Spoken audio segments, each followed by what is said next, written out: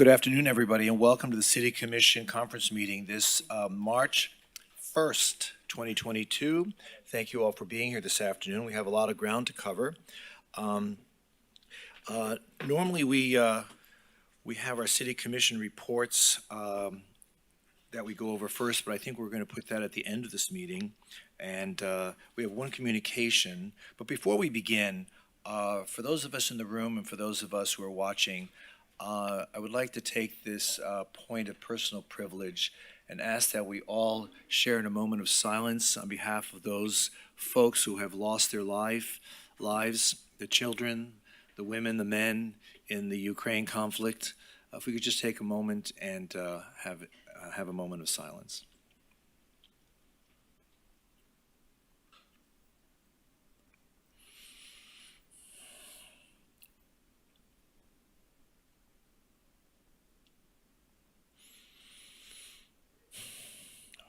Okay, thank you.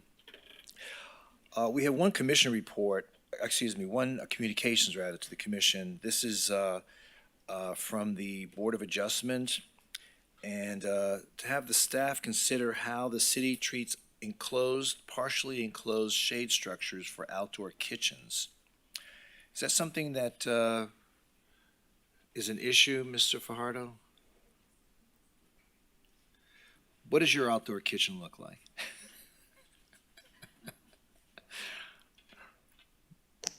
Good afternoon, Anthony Fajardo, City of Fort Lauderdale. I'm pro outdoor kitchen.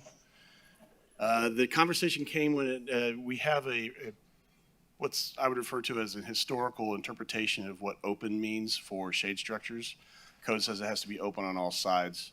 What the Board of Adjustment is asking for is, could you just interpret it to, or rewrite the code if necessary, but I believe an interpretation would suffice to allow 36 or 40 inches for an outdoor kitchen to be installed, so basically counter height, and still not violate the open on all sides, which I've been talking to the current zoning administrator, and I think that's something we can accomplish. You can do so administratively? Yeah. Okay, so can you repeat that? So you could have a kitchen, a counter height, and when they talk about enclosed or partially enclosed, what exactly does it mean as it relates to shade structure? So basically the shade structure, the way it has been interpreted prior was shade structure would just be the roof and the columns supporting the roof. Everything else would be open on all sides. Right. But what the Board of Adjustment is asking is, could you put in some counter space and some cabinets at a lower height? You know, not enclose it all the way up to the ceiling, still be open, but you just couldn't walk through in that portion where you'd have a countertop and sink and possible cabinets. Okay, because that side of the shade structure would be obscured by the counter or the appliances that are. Yes, but it really is still open on all sides, I think. Okay.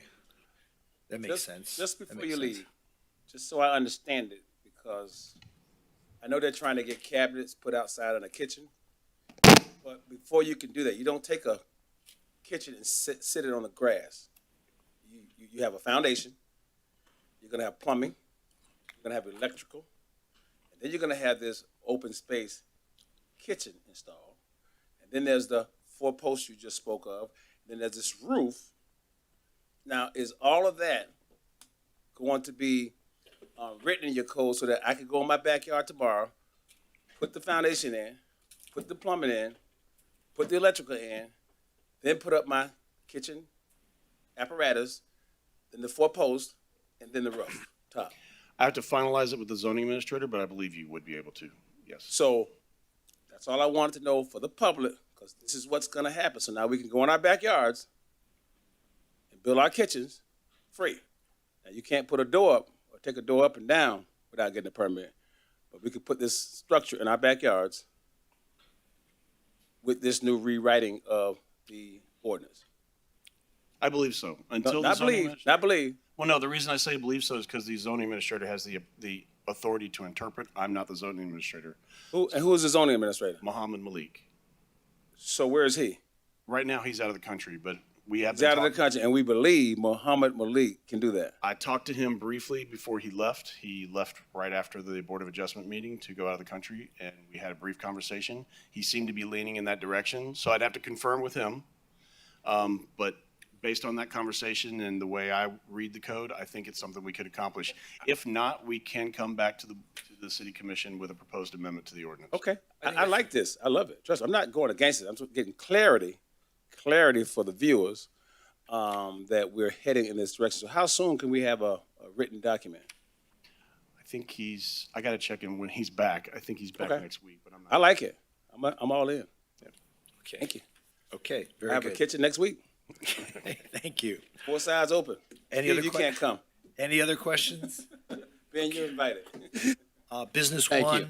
one, CF1, quarterly investment report for period ending December 31st, 2021. Who'll be making that report? Ready? Susan? Hi. Oh, good afternoon, Mayor and Commission. Susan Grant, Finance Director.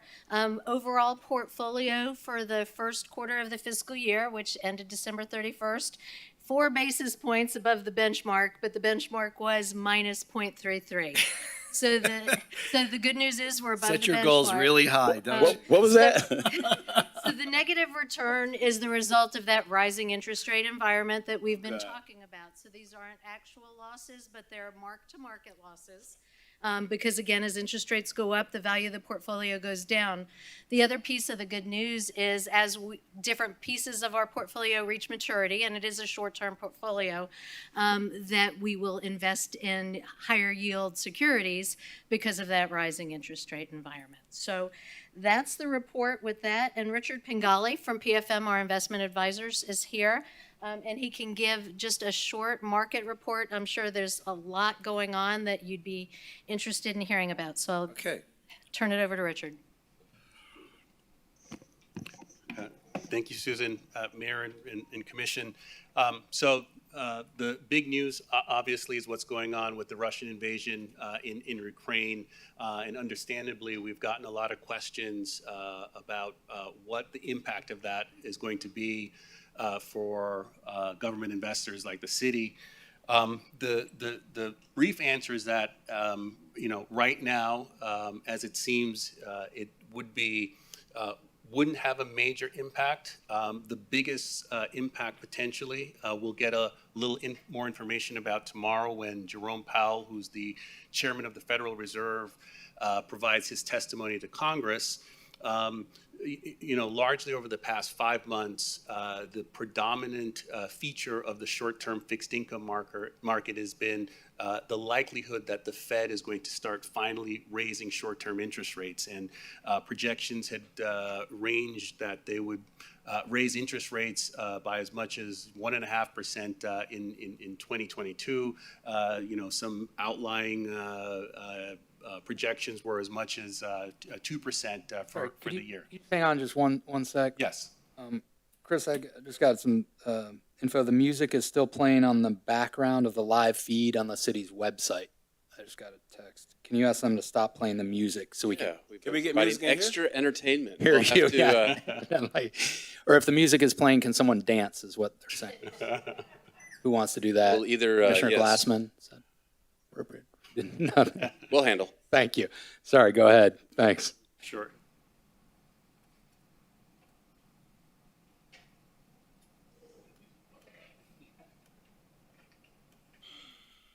Hopefully, the best of the '80s. Hopefully.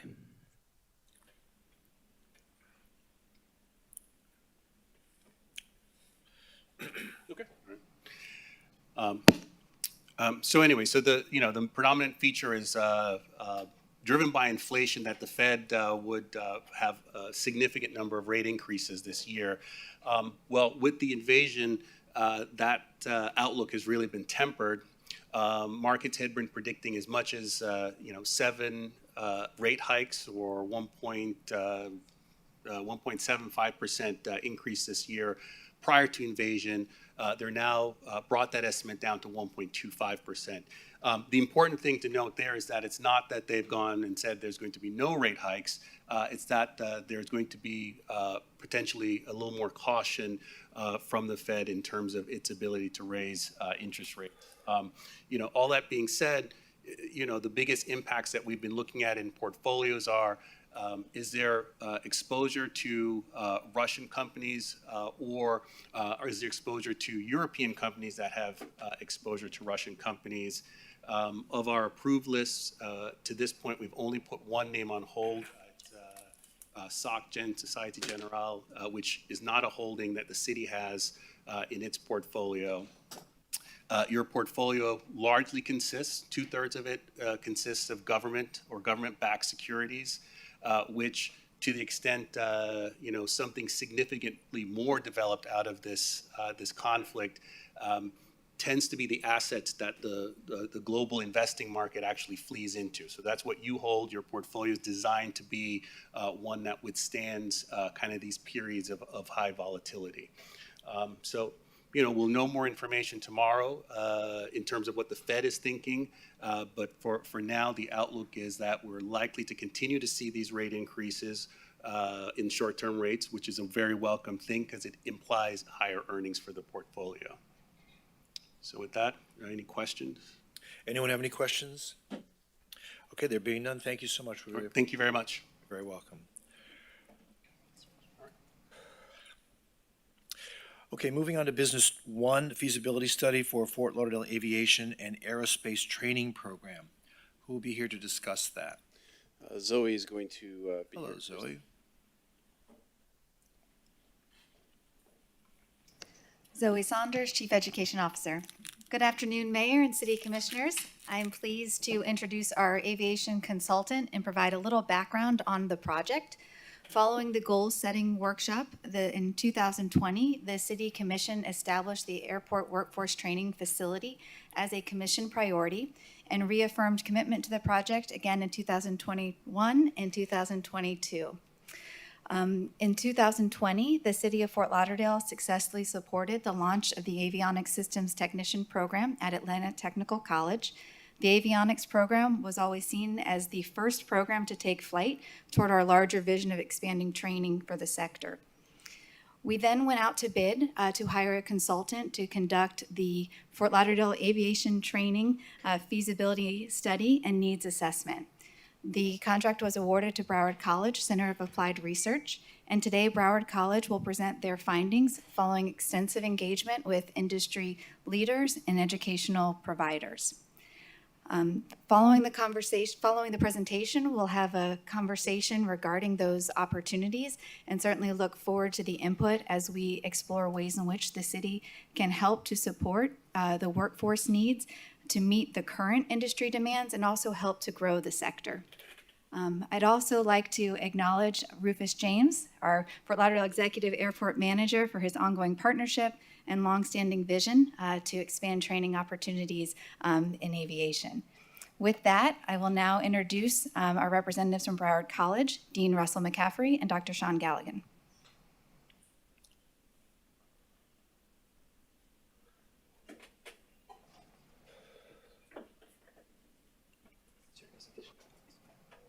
No, thank you.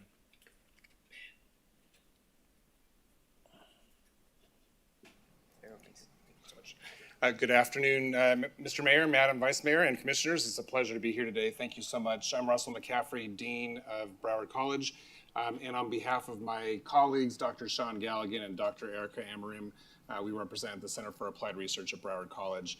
As Zoe mentioned a moment ago, last year the city contracted with Broward College to conduct this feasibility study, and today we're here to present excerpts from the forthcoming final report of that study, which you will see that there's tremendous opportunity and need in this area, particularly in the area of aviation maintenance. But for now, I'm going to turn it over to Dr. Sean Galligan, who will walk you through the presentation, and then certainly afterwards, we're happy to engage in the conversation. Thank you. Great, Dr. thank Galligan? you. Thank you. Good afternoon. Good to see you all again. It was just a few months ago that we came with our original report, and this will be the follow-on to that. What we have found was that there is definitely a dramatic need for aviation training here in South Florida, specifically here in Broward, Fort Lauderdale. One of the things that we have noted in the slide that you see in front of you is the solution, which is coordinate with the partners that are currently here to assist in skilled aviation technicians and accelerate the growth in that area. We did contact a number of industries. We're very well informed. Into probably over 200 people were involved or asked to be involved in this. I would give kudos also to the city, to Greater Fort Lauderdale Alliance, to the Greater Miami Aviation Association, South Florida Aviation Maintenance Council, who also, on behalf of the city, put out information as well to get solicit information back.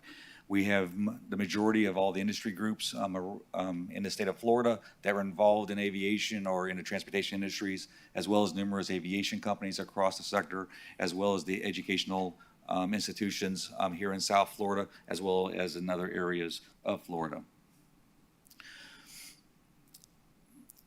The landscape here in Broward and in Fort Lauderdale in aviation is huge. There are currently over 27,000 jobs in aviation. Close to 70% of those 27,000 jobs just require a high school diploma, no more. Looking at 90% of those 27,000 jobs only require an associate's degree. So the opportunities for the people here in Fort Lauderdale as a high school graduate, someone that has just some limited college, associate's degree or certificates, there is a substantial number of openings in those positions, and they're all averaging price wage of $24 per person. Right now, currently in Broward County, over the last year, there were over 15,000 job openings in aviation. 46% of that 15,000 was in the city of Fort Lauderdale, and 85% of these positions are full-time, require only between 0 and 3 years of professional experience. We are adding, the sector is adding jobs year after year. 35% in the next decade will have more people employed in it. And one of the biggest benefactors of this here in the county is FXC Airport, which the city of Fort Lauderdale owns, which has already an impact of over $2 billion in the economy and generates $37.5 billion in economic activity, and it itself has nearly 18,000 direct and local jobs. There are a lot of that number. There's a lot of different positions in aviation. A lot of times in the numbers you have flight attendants, and yes, there are a number of openings for flight attendants. However, there is not training for that by schools or by industry groups. The airlines themselves do the training. There is not a good model out there for a school or someone to bring up that approach as the airlines do their own training. Hourly wage is about $24. Airline pilots, we know that there is a huge shortage of pilots. However, here in South Florida, we already have 28 flight schools. So there is already ample room of educational providers that are providing that type of training. Yes, the hourly wage is high. However, if you look at some of the other data on that, the pilots typically do not stay down here. They transfer out. But the training is already being provided. The next one is aircraft mechanics. There are basically two schools, all there is in Broward. You got Broward College, which has its aviation program, and Atlantic Technical College, which with your all's support last year started the avionics program. So those are the only two schools in Broward County that are trying to meet the demand for technicians. And there is one that sometimes comes up, and that's the cargo workers. There's a lot of cargo people out there that throw bags.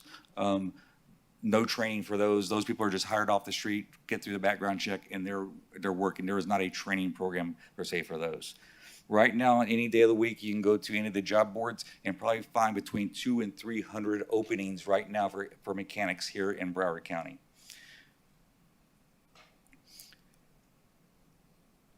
Looking at where those people work at, there's 12,000 of them working in aviation maintenance here in South Florida. In all of Florida, there's 603 certified repair stations. More than half of that 603 are in South Florida, 392. And at or about FXE, you've got 37 of them. So we've got a very strong, very large maintenance base here in South Florida that needs technicians. If you look in the graph, you can see whether it's 2026, 2031, 2036, 2041, there is always a shortage being projected. One of the other kind of interesting pieces of it, and it has to do with the aging workforce. The average technician is 53 years old. The new people coming in are not coming in fast enough to replace the ones that are retiring. And the pandemic actually did a double whammy. The number of people that are graduating with a certificate to be a technician dropped 30% last year. Wasn't a lot to begin with, and when you have a 30% decrease in a number of people coming out, just makes it that much worse. Boeing puts out an annual report, and they just say 626,000 technicians shortage.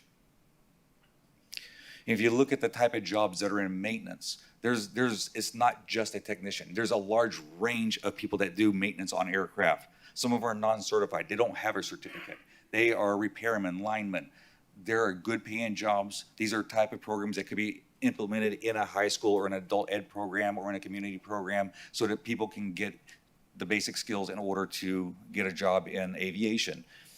Those skills can also go up to the next level, which is kind of specialized, like what we have at ATC with avionics, where they end up with an industry certification.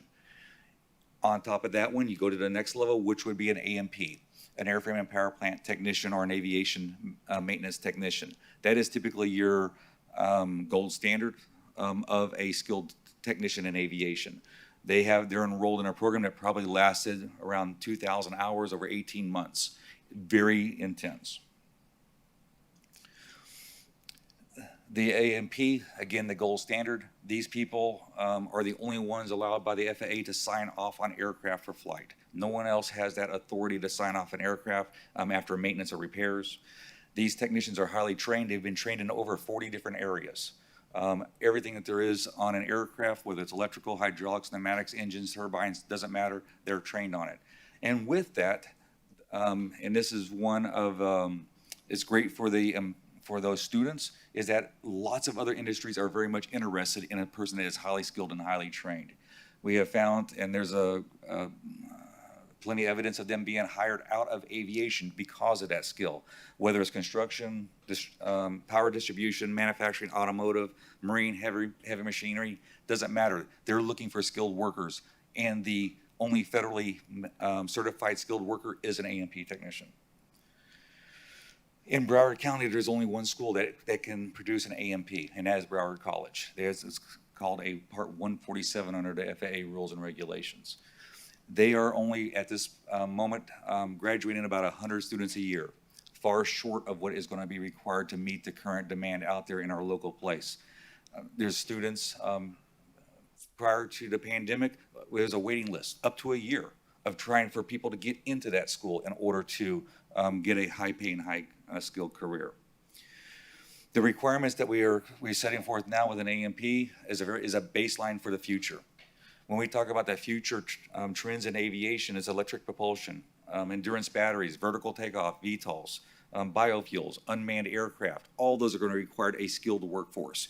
Unless we have a well-trained, skilled workforce with a base knowledge, trying to meet future skills and future industry needs is going to be challenging.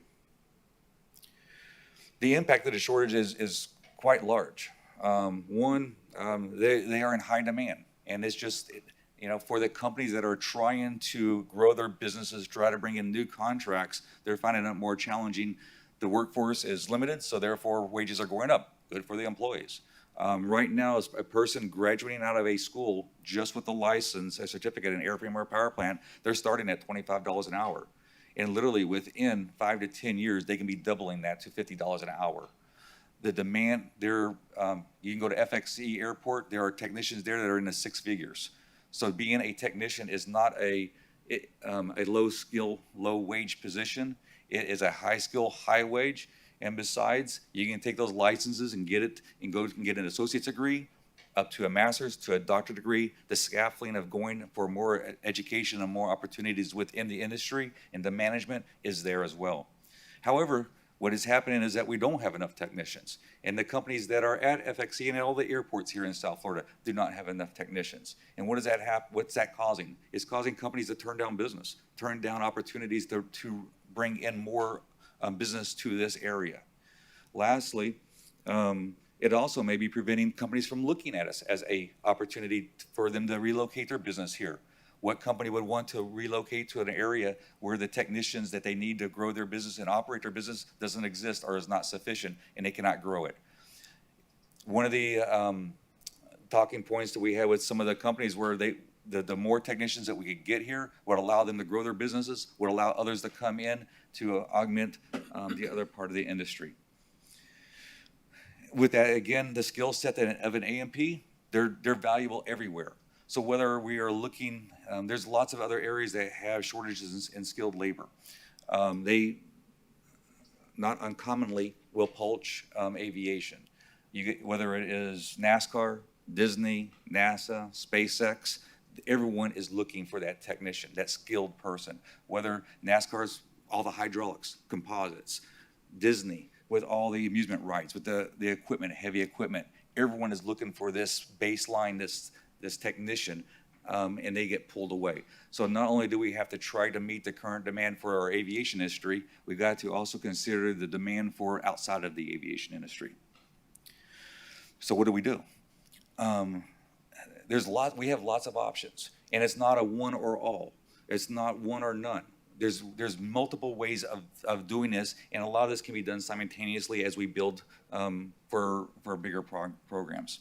One thing that we do know and is important, as anyone in education knows, that students typically are making up their decisions on careers in middle school. So we need to make sure that what we are currently doing in middle school is expanded.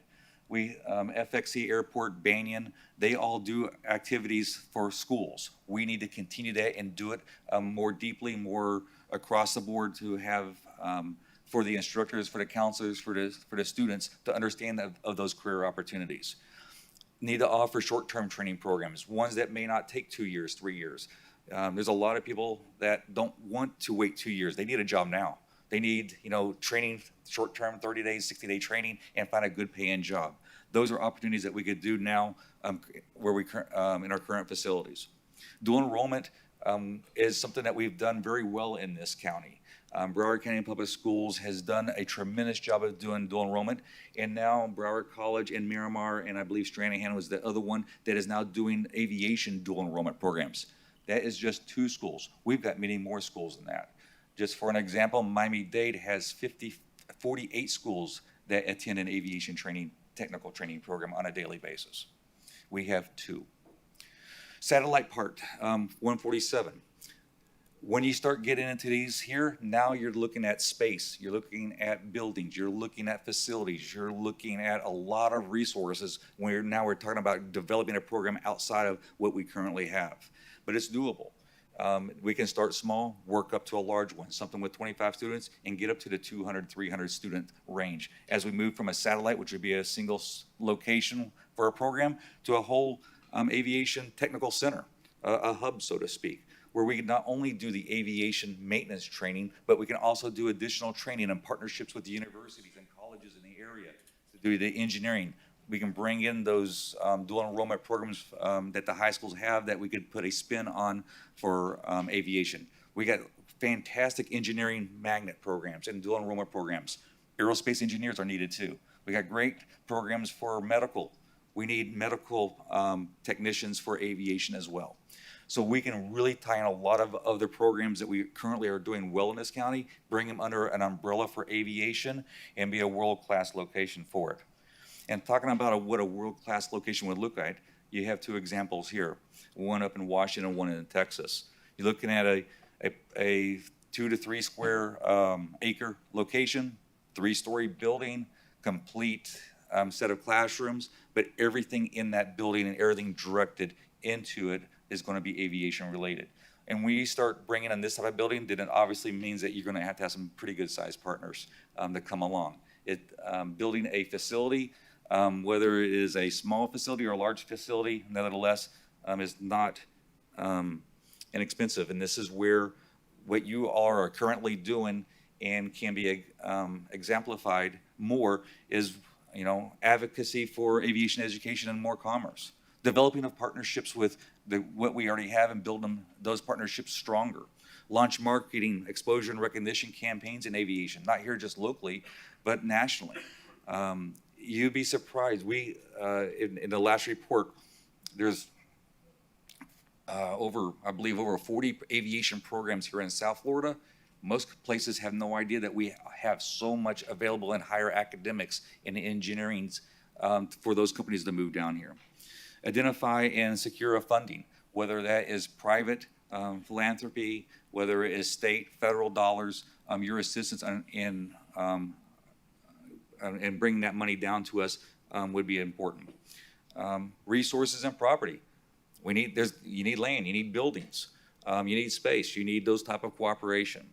And lastly, direct assistance programs. It may just be that we need some folks to start out with to help to do the planning for the next stage or figure out which route we want to go. Funds, locations, the city does have property. Is it something that could be leveraged into the fact that we could use that in order to build an aviation program? Talking about where's the money? That's what, at the end of the day, that's what it all kind of boils down to. It's always, just tell me what the bottom line is. Well, where are you going to find it? Direct funding. Okay, so if there's money available, we'll take it. If it's there. But of course, it's not always there, and it's always tagged for something else in the future. But you got government appropriations. Florida Department of Economic Opportunity, American Rescue Plan, jobs challenges, those are millions. If we can develop a public-private partnership, as we know, everyone is suffering for this workforce. This is a prime time to reach out to those private companies and go, you want to train workforce? Partner with us. We can create a pipeline of workforce to assist you. And then you have grants and donations. Aviation Workforce Development grants from the FAA was just passed. They're going to have another run next year, we hope. Emil Bueller, they've donated to both Broward College and to Central Florida Aviation Academy in the tune of millions of dollars. So there are grants and other donation opportunities out there. And lastly, you still got to have equipment, lots of equipment. And thankfully, there are some companies that do support. And most companies would if you just ask, if they could see the plan. American Airlines and FedEx, they've both donated commercial aircraft to the local schools. And there's other people that have donated aircraft and equipment and materials to schools. It's a matter of trying to get the group together for that common vision in order to see that we need to do this in order to have a workforce so that we can grow our aviation programs here and ultimately provide our citizens here in Fort Lauderdale with a high-skill, high-wage job that does not have them bringing on extreme amount of debt for training. And they can be really trained, ready job way in a matter, depends on which one of the things you want to do, 60 days from now. We could already have training programs in place. Gets down a little farther, you're talking about a year or 2, 3 years to build out facilities. But we can start now and have deliverable, actionable items where people in Fort Lauderdale are being hired and is helping out with the workforce shortage. And the next steps, I'm gonna let Zoe handle my next steps. Well, in summary, the purpose of this study was to help us understand the need. And I think what we've learned through the study is there is a tremendous need, and there's opportunities for us as a city to be involved in many different ways. Barriers that we've identified to expanding aviation technician programming is really related to the cost and the space available to do that. However, we have learned that there are numerous funding opportunities that we could pursue that both support programming and infrastructure as well. We've consulted, coordinated with over 120 industry leaders in this sector who have really confirmed the importance of this. We had a meeting yesterday with FXE airport tenants who helped to underscore and really hone in on the importance of this. They shared many stories that echoed much of what Dr. Galligan has heard across the country. So at this point, the next phase would begin to look at implementation planning. And that would involve a lot of coordination with various partners, including industry leaders and our educational partners. Broward County Public Schools is very interested in being an education partner, and our new superintendent has experience in supporting aviation programming, so could be a resource as we move forward with that planning. So the next step is through this discussion to really identify the commission's direction. There's a number of ways that we can play a role as a city of Fort Lauderdale in looking to get your input on those next steps. We'd like to formally launch our steering committee to solidify those partners and identify the expertise that they bring along with the resources that they bring to come up with a comprehensive design and look at what that budget would entail. With that, we'd then look to pursue funding opportunities that our consultant has helped us identify.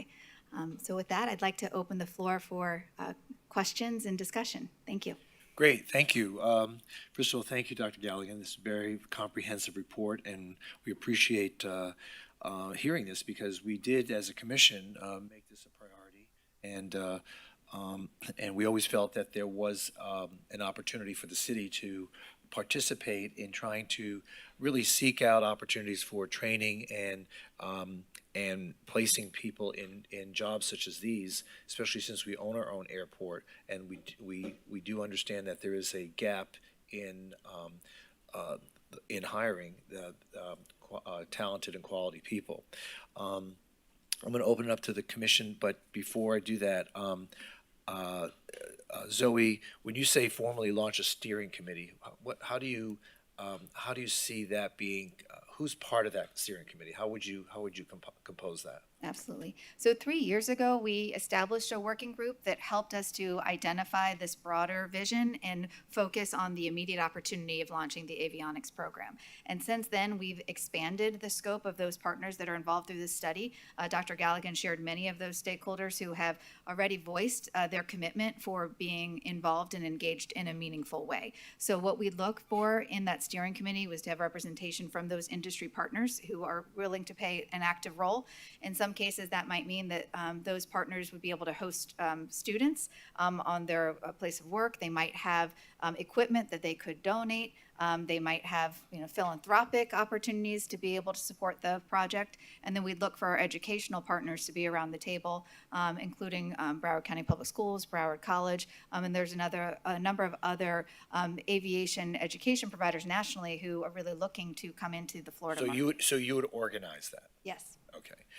All right, Vice Mayor, do you have any questions? Yes, thank you, and thank you, Mayor. I echo your sentiments, and I think this is a great opportunity for you as our mayor to have a great legacy project, bringing such a unique opportunity to our city. So thank you for supporting it. And I think we also can provide workforce solutions and career opportunities all at the same time. And I'll never forget when I first started and I went to the executive airport and I met with Rufus. Rufus, this looks like your dream on paper. And it was Rufus's dream, I think it has been for many years, to open some sort of aviation high school like this. And I don't know if that's the final product where we're going or if it's a workforce training facility. I really don't know. And maybe, you all can work on that eventually. But I know it's been a dream of the airport. And so I would assume, Rufus, that you would support this 100% in all your conversations with all the tenants at the airport. And this is really a much needed solution really for our entire city and South Florida community. So, okay, good. Rufus is nodding yes. So that's great, knowing that that certainly is a need. And I think you've really done a great job articulating the need through this study in terms of that we could go to this airframe and power plant A&P program in our city. So I see kind of the dream would be possibly this aviation high school. And would that include this A&P certification program? So it's all in the same space? Yes, it'd be a shared space so that the high school with probably a number of technical programs. The A&P would be one, avionics could be another one, some of the advanced training programs, composites, those type of things. It would be world-class. It'd be one that would be a model for the country. Okay, great. So it would all be in one building, and you said it's approximately about 2 acres. Yeah, 2-3 acres. Okay. It's going to be scalable. If we want to have more students, need a little more land. Yeah, sure. So 2 to 3 stories. Rufus, can we build 3 stories at the executive airport? Yes, we can. Okay, so we can build 3 stories. So I guess I'm trying to think of the land. Chris, do we have any city land around the executive airport? I know Rufus did a master plan of the airport, but do we have? I know there's airport land and then there's city land. So do we have city land available, Chris, near the airport? I checked. I thought we were out of land up at the airport, but let's hear from Rufus. We are out of land. Good afternoon, Rufus James, Airport Director. We do not have any more land, but obviously there are leases that come to term, and it's simply a matter of deciding whether we renew those leases, extend them, or just declined to extend them. Okay, so when you say a lease, so if this school were to be on airport property, you would have to charge rent because you are governed by FAA? Yes, that is correct. Okay, so it would be, they could lease a building from FXE. But I think in terms of being a partner in this whole opportunity, it would be good to have city land where we did not have to charge rent. So I think that could be the city's contribution to this. And I'm just going to say Aviation High School. I'm just going to kind of start with the end in mind here. So Chris, do we have city land near FXE? Yeah, we'd have to, so the one that obviously jumps out at me is the undeveloped part of the Lockhart site because it doesn't have an FAA commitment to it because we've bought that interest out. I'm not aware of any aviation or non-aviation land that's in proximity to the airport that is otherwise owned and controlled by the city that would be able to be brought as an in-kind contribution. Am I accurate there, Rufus? Yeah, that's correct, Chris. Okay, so we have the 20 acres at Lockhart Park right across from the airport that could be a possibility. And are we able to build something like this on that property? I know we had some kind of ordinance that we allowed education, I guess. I know Inter Miami was looking at that for their program. So we are allowed to build something like this on the Lockhart Park? Yes, and especially if it is tied to aviation. Inside It's aviation. adjacent to the airport, so it doesn't pose an issue. Okay, so I guess then the big question is, Chris, do we have any idea if Inter Miami still needs that land? Or do you think they may be willing to let the city explore some new opportunities on that 20-acre parcel? Yeah, I believe that they'd allow the city to explore opportunities on that parcel. I've had continuing, as you know, continuing discussion with the leadership in that organization. We're no further along at this point than we were the last time we talked about a deal in Miami. So we need to be realistic in planning for the future of that site. And I do believe that if we decided that we wanted to grab hold and control the destiny of the south part of the site, that I wouldn't get a lot of opposition from them on that.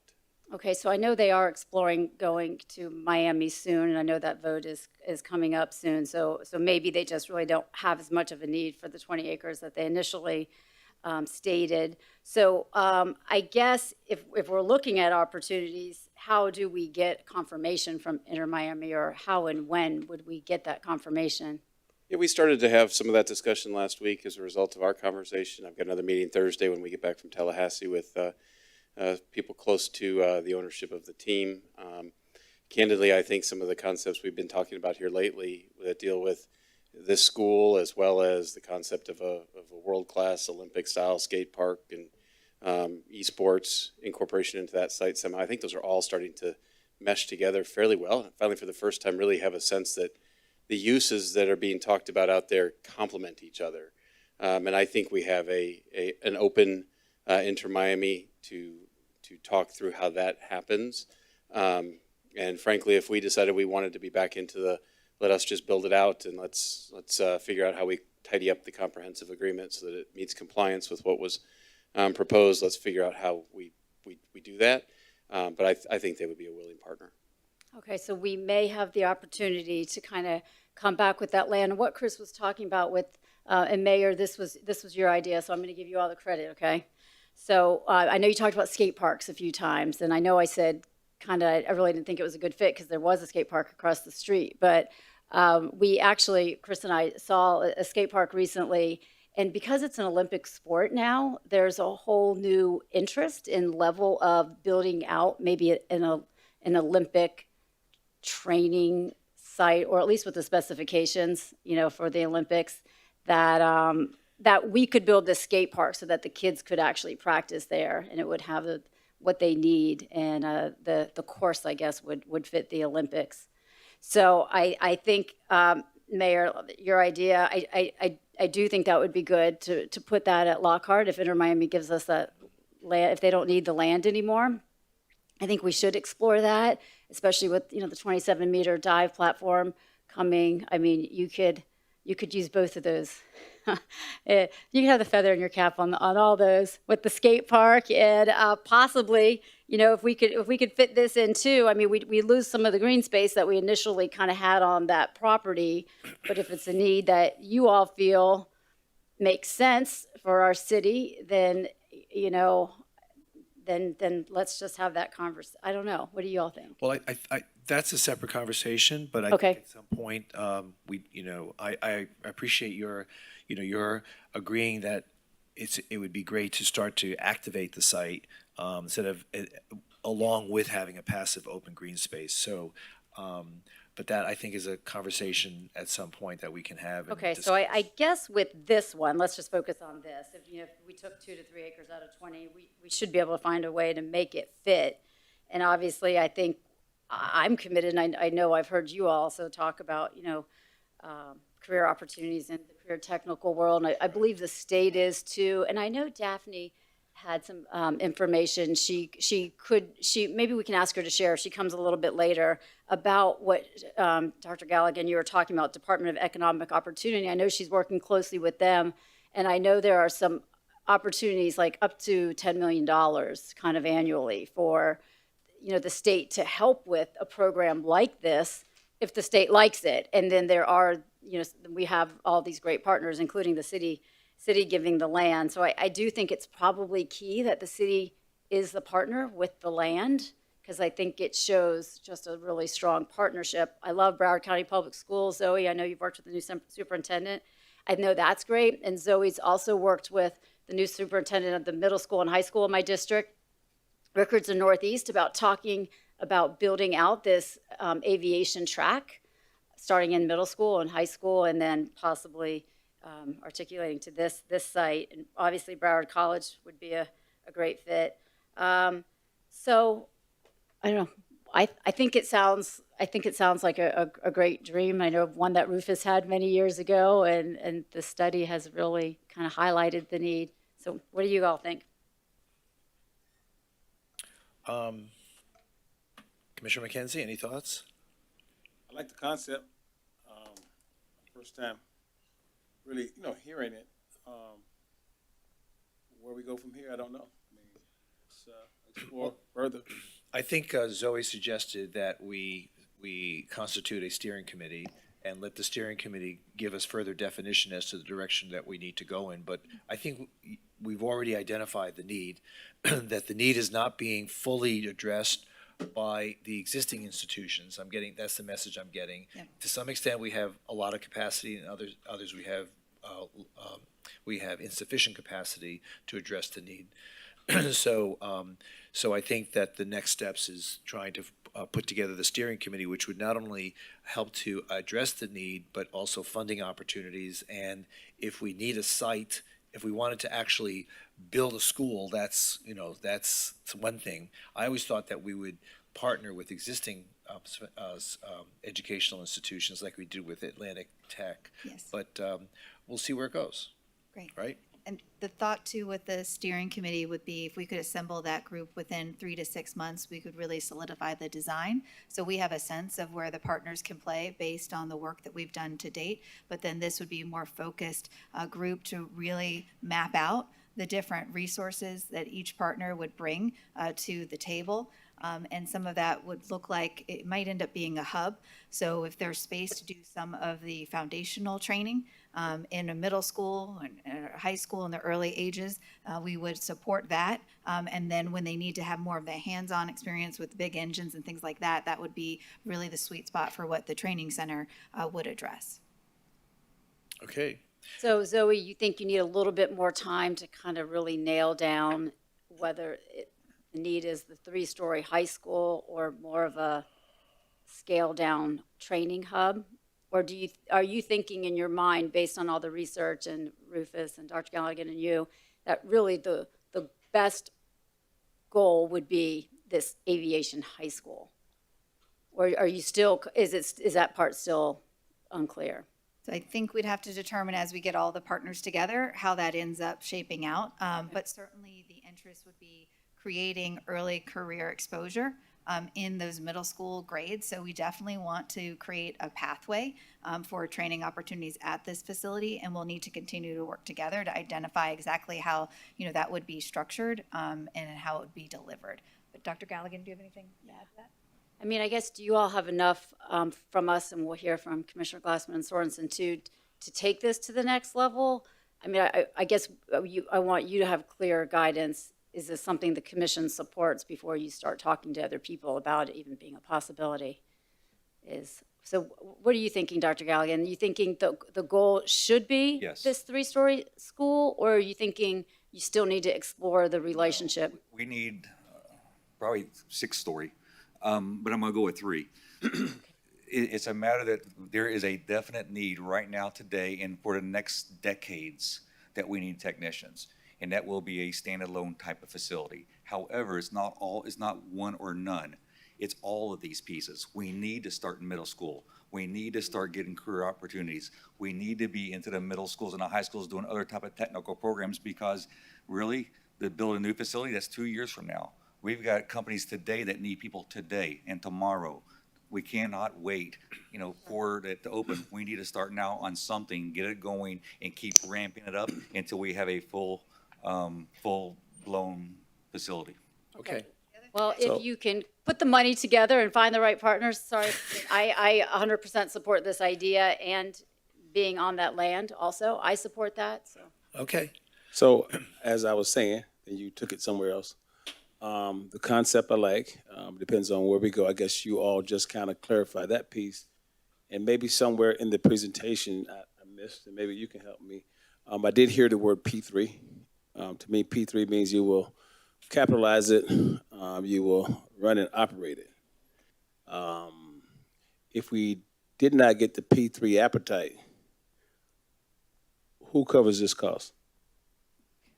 Well, I don't know if it would necessarily be a P3 since it's a school. I think it would be a partnership between educational institutions like Broward County Public Schools, Broward College, with funding from the state. But correct me, Zoe, if I'm wrong. I don't. So if that is correct, because I love the concept, I would just like to know how we're gonna pay for it. I just think that's what the steering committee was. I don't, so I'm just saying, so those Those are issues that that was have my to be only resolved. concern, Yeah, but yeah. the idea I think is you're spot on. Yeah, I think our only contribution, and this is what I'm thinking in my mind, and I could be wrong, I think the city of Fort Lauderdale's contribution would be land. Okay. I think that's kind of it. That's what I'm thinking. Okay. But then that's where all the hard work comes in, so sorry. That's where you all come in, but Who? this, And Zoe. And another models that, and you can, Dr. Galligan can expand, that we've studied across the country, there's a variety of different funding sources that come into play to make this happen. In some examples, there's a lot of philanthropic support. In others, it might be a big industry partner that's really willing to give back. And certainly we would want to capitalize on all the different grant opportunities that would be available through the state and also at the federal level. Because I think if we can really demonstrate that this truly is a need, and we understand that there's an appetite for partnerships, we can bring together the right design to pursue those funding opportunities. And one thing I'd also note, because we talked a lot about high school, is that the idea also would be to support upskill training for adults as well.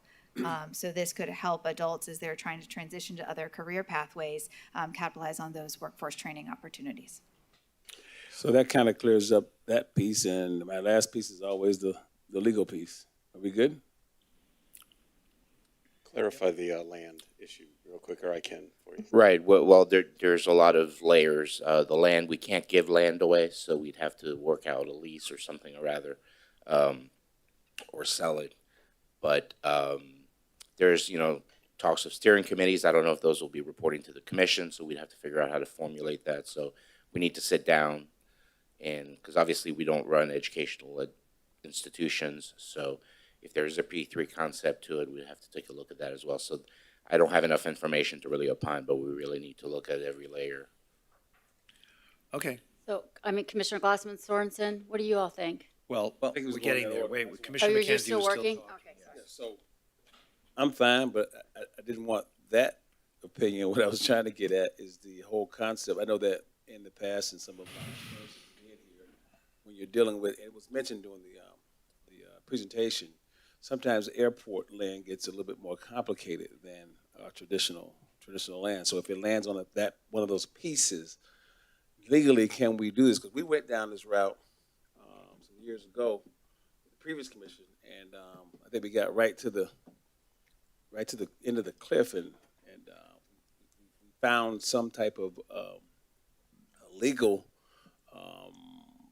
obstacle that would allow us to do it. So I want to make sure if we navigate this route that we're not hijacked at the intersection, or there's a cliff ahead with no way to expand to the other side. That's what I'm looking for. That piece that's Right, and you raise a good point. Depending on what piece of property we're dealing with, raises different issues. In my world, there's always a cliff coming up, so I'm always wary of those. But we can certainly work with them and see what best course we can proceed. it's a great idea. I just want to make sure we don't have any hidden surprises.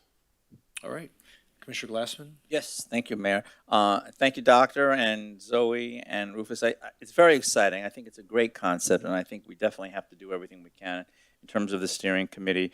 I actually think some of that 20 acres at Lockhart makes sense for this, for 2 or 3 acres. But I would also then want to also have the conversation about parking in that area as well, because the more uses we have out there, I think we really do need to eventually address parking on that site. Zoe, what do you think would be, or maybe it's too early to even think about it or contemplate it, the role and how large a role the Broward County Public Schools would have in this? And I ask that because I want to make sure that everyone has an opportunity to attend this, but then I'm wondering if it is a countywide school, would this be along the concept of a magnet school where it would be open to everyone in the county, or would this just be part of the feeder schools in that district where it would be the students in that area?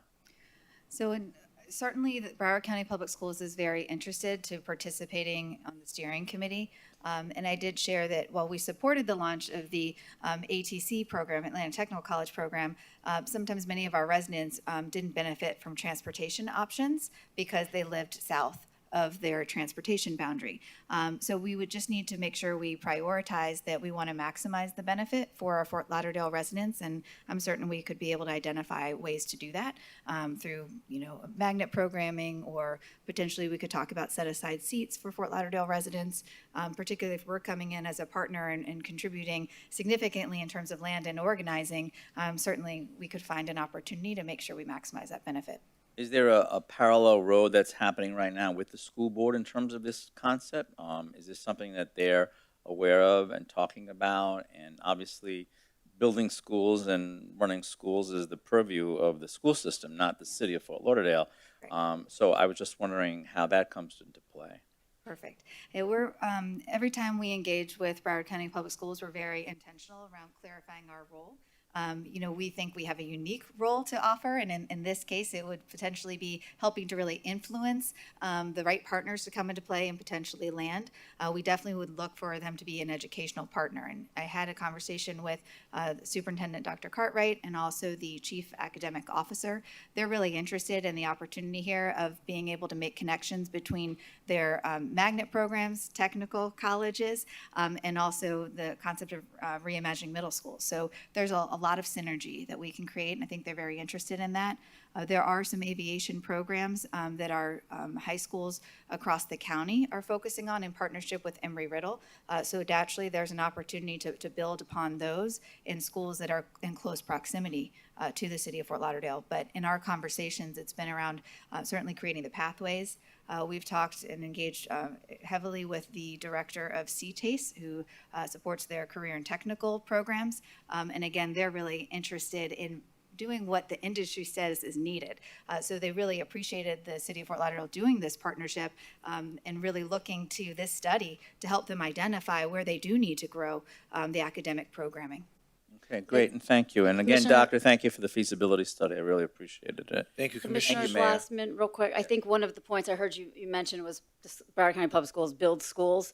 So when we had this conversation a couple of years ago, Superintendent Runcie, he said they didn't have any capital dollars to build, but they did have operating dollars to operate. So if we could come along as a partner and help secure the funding to build the building, they would be able to secure the funding to operate the program. That was our conversation. Is that accurate, Zoe? A couple of years ago. So I don't really know where it is now, but that was what he stated then. Yeah, that's correct. Because they have under enrollment throughout the county, the state won't allow them to build new schools. So it would need to be through locally generated funds. Of course, we'd want to make sure that that was designed in a way that's supporting the entire public school system for our residents. And locally generated money doesn't mean direct contribution from the city. That would be certainly through different partnerships or grants. Thank you. Thank you, Mayor. Commissioner Sorensen? Great, thanks, Mayor. Thanks, Vice Mayor, for your work on this. It's exciting. Remind me again the schools in the county that have some form of aviation program right now. There's 8 high schools right now that have an Embry-Riddle aeronautical program, and those are, they're not standardized on what they offer at each school. Most of them are, none of them are the technical skill ones. They're going to be academics, drone flight, aviation, professional piloting type programs. Great. And is Stranahan one of those, or? Stranahan is actually partnering on Marine. So they have a Marine program that they're expanding in partnership with Broward College. So the closest high school in our area would be Northeast. So Northeast is located outside of our city boundary, but does serve Fort Lauderdale residents. And then there's some, connectivity that we could build with other magnet programs potentially. So Stranahan with their engineering program, there could possibly be a tie-in as well there. And that's kind of one of my questions is, so I think partnering with the school boards is critical on this and part of the steering committee and so forth. So I think that's great. And then seeing where we have structural capacity, like for example, at Stranahan, we have some capacity there for students. Right. So could part of a program be at a public school facility where there's already, there's bricks there to complement what we're talking about? Yeah, absolutely. So we can conceptualize this as a hub. Yeah, And part great. of what we really want to look at is do an inventory of existing spaces Yep, that could be leveraged to support this. So that would look like maybe a lab space at various high schools that might have the capacity to do that for some of the foundational coursework in 9th and 10th grade. And then when it becomes more specialized, it would likely need to transition into the training facility, and that would be a scheduling question we would have that they've been able to work out with a lot of different arrangements through dual enrollment programs and their sports technical colleges, so it'd be feasible. Yeah, that sounds great. And then also, you mentioned the drone technology and in the military, that's something we're constantly seeking is drone operators and technicians and so forth. So I think there could be some great synergy with aviation drone work, JROTC programs, some pretty cool overlaps, especially pilots and so forth, mechanics. So that's something I'd love to kind of explore as we're talking about this too. Vice Mayor, maybe get some more Navy pilots and mechanics. More Navy pilots, yes. Right? Come on. I think there's I don't want to say ROTC. What is the program out, the FXE right now, Rufus, where the junior flying program? Is that Army? We have Civil Air Patrol. Civil Air Patrol. And we're that's also the word. looking to start up Yeah. an Aviation Explorers program as well. So that's great. Okay, That's so super. good. And so Zoe, I don't know, would this maybe, because when Ben was saying, take some of the kids from Stranahan and maybe they could go there too, are we still thinking this is 9th through 12th, or would this possibly be just 11th and 12th and the kids start somewhere else, and then when they're interested in this program, then they come here for the final, techie part of it? So what we've learned is some of the challenges that students don't know this is even an opportunity. Right. And so the idea would be to create modules that could be implemented in middle school, maybe even in elementary school. That might be something that looks like a rotation of your elective programming. It could be expanded at certain schools that might have, additional appetite or interest in the program. But certainly there's a big push to make sure that we create that early exposure because as they select their courses, they really need to be knowledgeable about what prerequisites would be required for them to take advantage of this type of program. We've also talked with some community partners. So in addition to the Explorers program at the airport, the Museum of Discovery and Science is really looking to do a lot more in expanding their aviation career exposure opportunities to children outside of the existing exhibits that they have. So there's also community partners that can come into play as we think about, the entire ecosystem that we're looking to develop to help our kids be aware of these opportunities and careers. Super. Thank you. Thank you all. Thank you for that report. And do you have enough information from us so that you can move on? Yes, thank you very All right, much. thank you. I just want to say one thing, that when you're talking with American Airlines and FedEx, if they have any extra planes, the city of Fort Lauderdale can use one, because we have to fly to Tallahassee tomorrow and have to get up at 5 o'clock in the morning. and had we our own jet, it would be far more accommodating to us. So just keep that in mind. We'll work on that for you. Yeah. Have to go to Miami. Yeah, that's what we have to go to Miami. That's what you have to do. Yeah. Okay. No one did sign up to speak on business one, so we're good there. Thank you, everybody. All right, business two, the main show here. So, Chris, I know you have been speaking with the various folks who have participated in this unsolicited proposal process. In the backup memo, we have Aqualia, FLW, IDE, and Next Spring. Have you spoken with these folks as to how much time you feel we can allot to their presentations? We have, Mayor, and just to set the stage for this one a little bit, there's been some desire along the way for the proposers in this project to clarify points in their presentation or their proposal, to present to you anything that they wanted to add additionally to what was already submitted to the city. We felt it fair to have the same amount of time for each of the groups at this afternoon meeting. You all won't be voting on this item at this afternoon's meeting, and you will be deciding tonight if you take up a ranking of these proposals. We've indicated to the teams that they have up to 10 minutes, and that doesn't mean they have to take the whole amount, but up to 10 minutes to let you all know anything that they want you to know as you grapple with the decision, maybe tonight or maybe not. I'd ask that you do them in the same order that we've done everything in so far. So in the order you just mentioned would be the appropriate order to hear from the proposers. And if you'd be willing to give them 10 minutes apiece, we'll hear from them, and then we'll be done with this item, and we'll pick it back up again at tonight's meeting. Tonight, okay. So And one clarifying point, Mayor, Alan Buello. Although the proposers can clarify their proposals, they cannot change their proposals, so just keep that in mind as well. Okay. So to those who are listening for the first time, we're about to hear from 4 qualified companies who have submitted their proposals in response to the need of the city of Fort Lauderdale to rebuild its water treatment plant at now known as 5 Ash.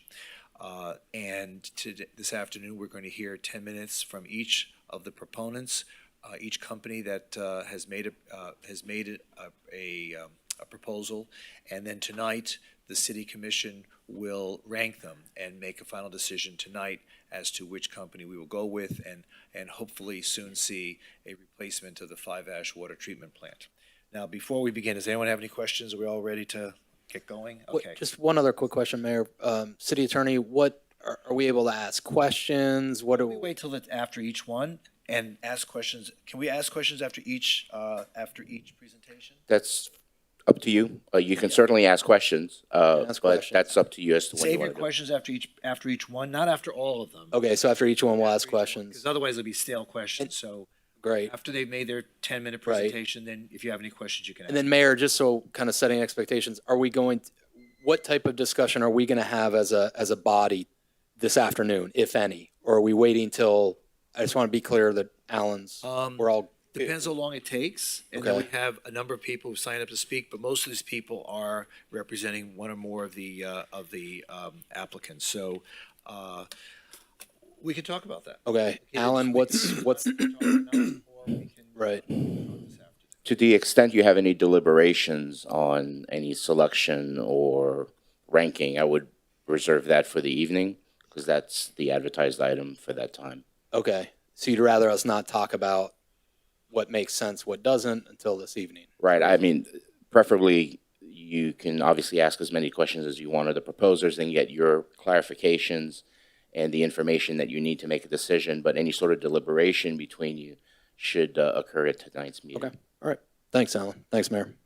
Okay. So Yeah. purposes of this exercise is just to hear any additional information that these proposers have, just additional, not give me a full spiel from the last couple times. And then if we have questions, we ask. Right. That sounds right. And then we're going to rank this evening?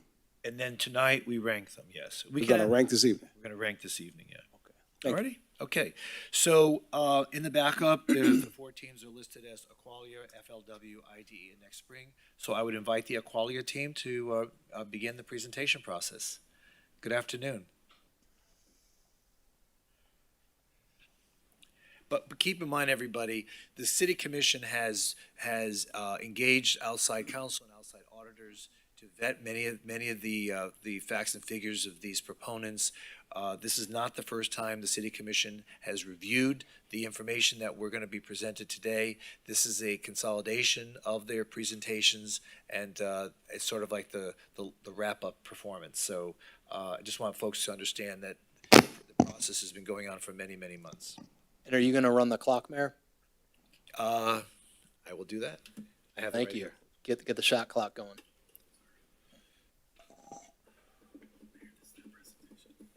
Okay. Okay, Go good right ahead. afternoon, everyone. Mayor, Commissioners, it's really a pleasure to be here. My name is Evar Knight. Can you speak more closely into your microphone, please? Okay. Okay. Okay. Well, good afternoon, everyone. Mayor, Commissioners, it's really a pleasure to be here today. My name is Evar Knight, and I'm the country manager of Aqualia for the US. I moved here to the south of Florida almost 3 years ago with my family. And well, I'm planning to stay and hopefully working with the city of Fort Lauderdale. On behalf of the Aqualia team, I'm excited to present our qualifications to be the city's partner for this very important project. Our proposal is centered around the concept of partnership to serve both the city and the local community. Using this concept, Aqualia has successfully delivered more than 25 P3 projects in the last 10 years. We want to be the city's water partner through teamwork, trust, and resulting in a win-win situation. Aqualia will serve as the SPV over the project, the contact point for the city, also providing finance and managing a construction team and an O&M provider. Our construction team includes Primoris, FCC Construction, CES Construction, and Aqualia, supported by design team members, CES Consultants, and H2M. The O&M provider will be led by Aqualia, working with city plant employees, training them to successfully operate and maintain the water treatment plant and assuming its performance. This model, where city plant employees stay as public employees working under the management of Aqualia, was discussed with union representative Andy Mates, and we received his full support.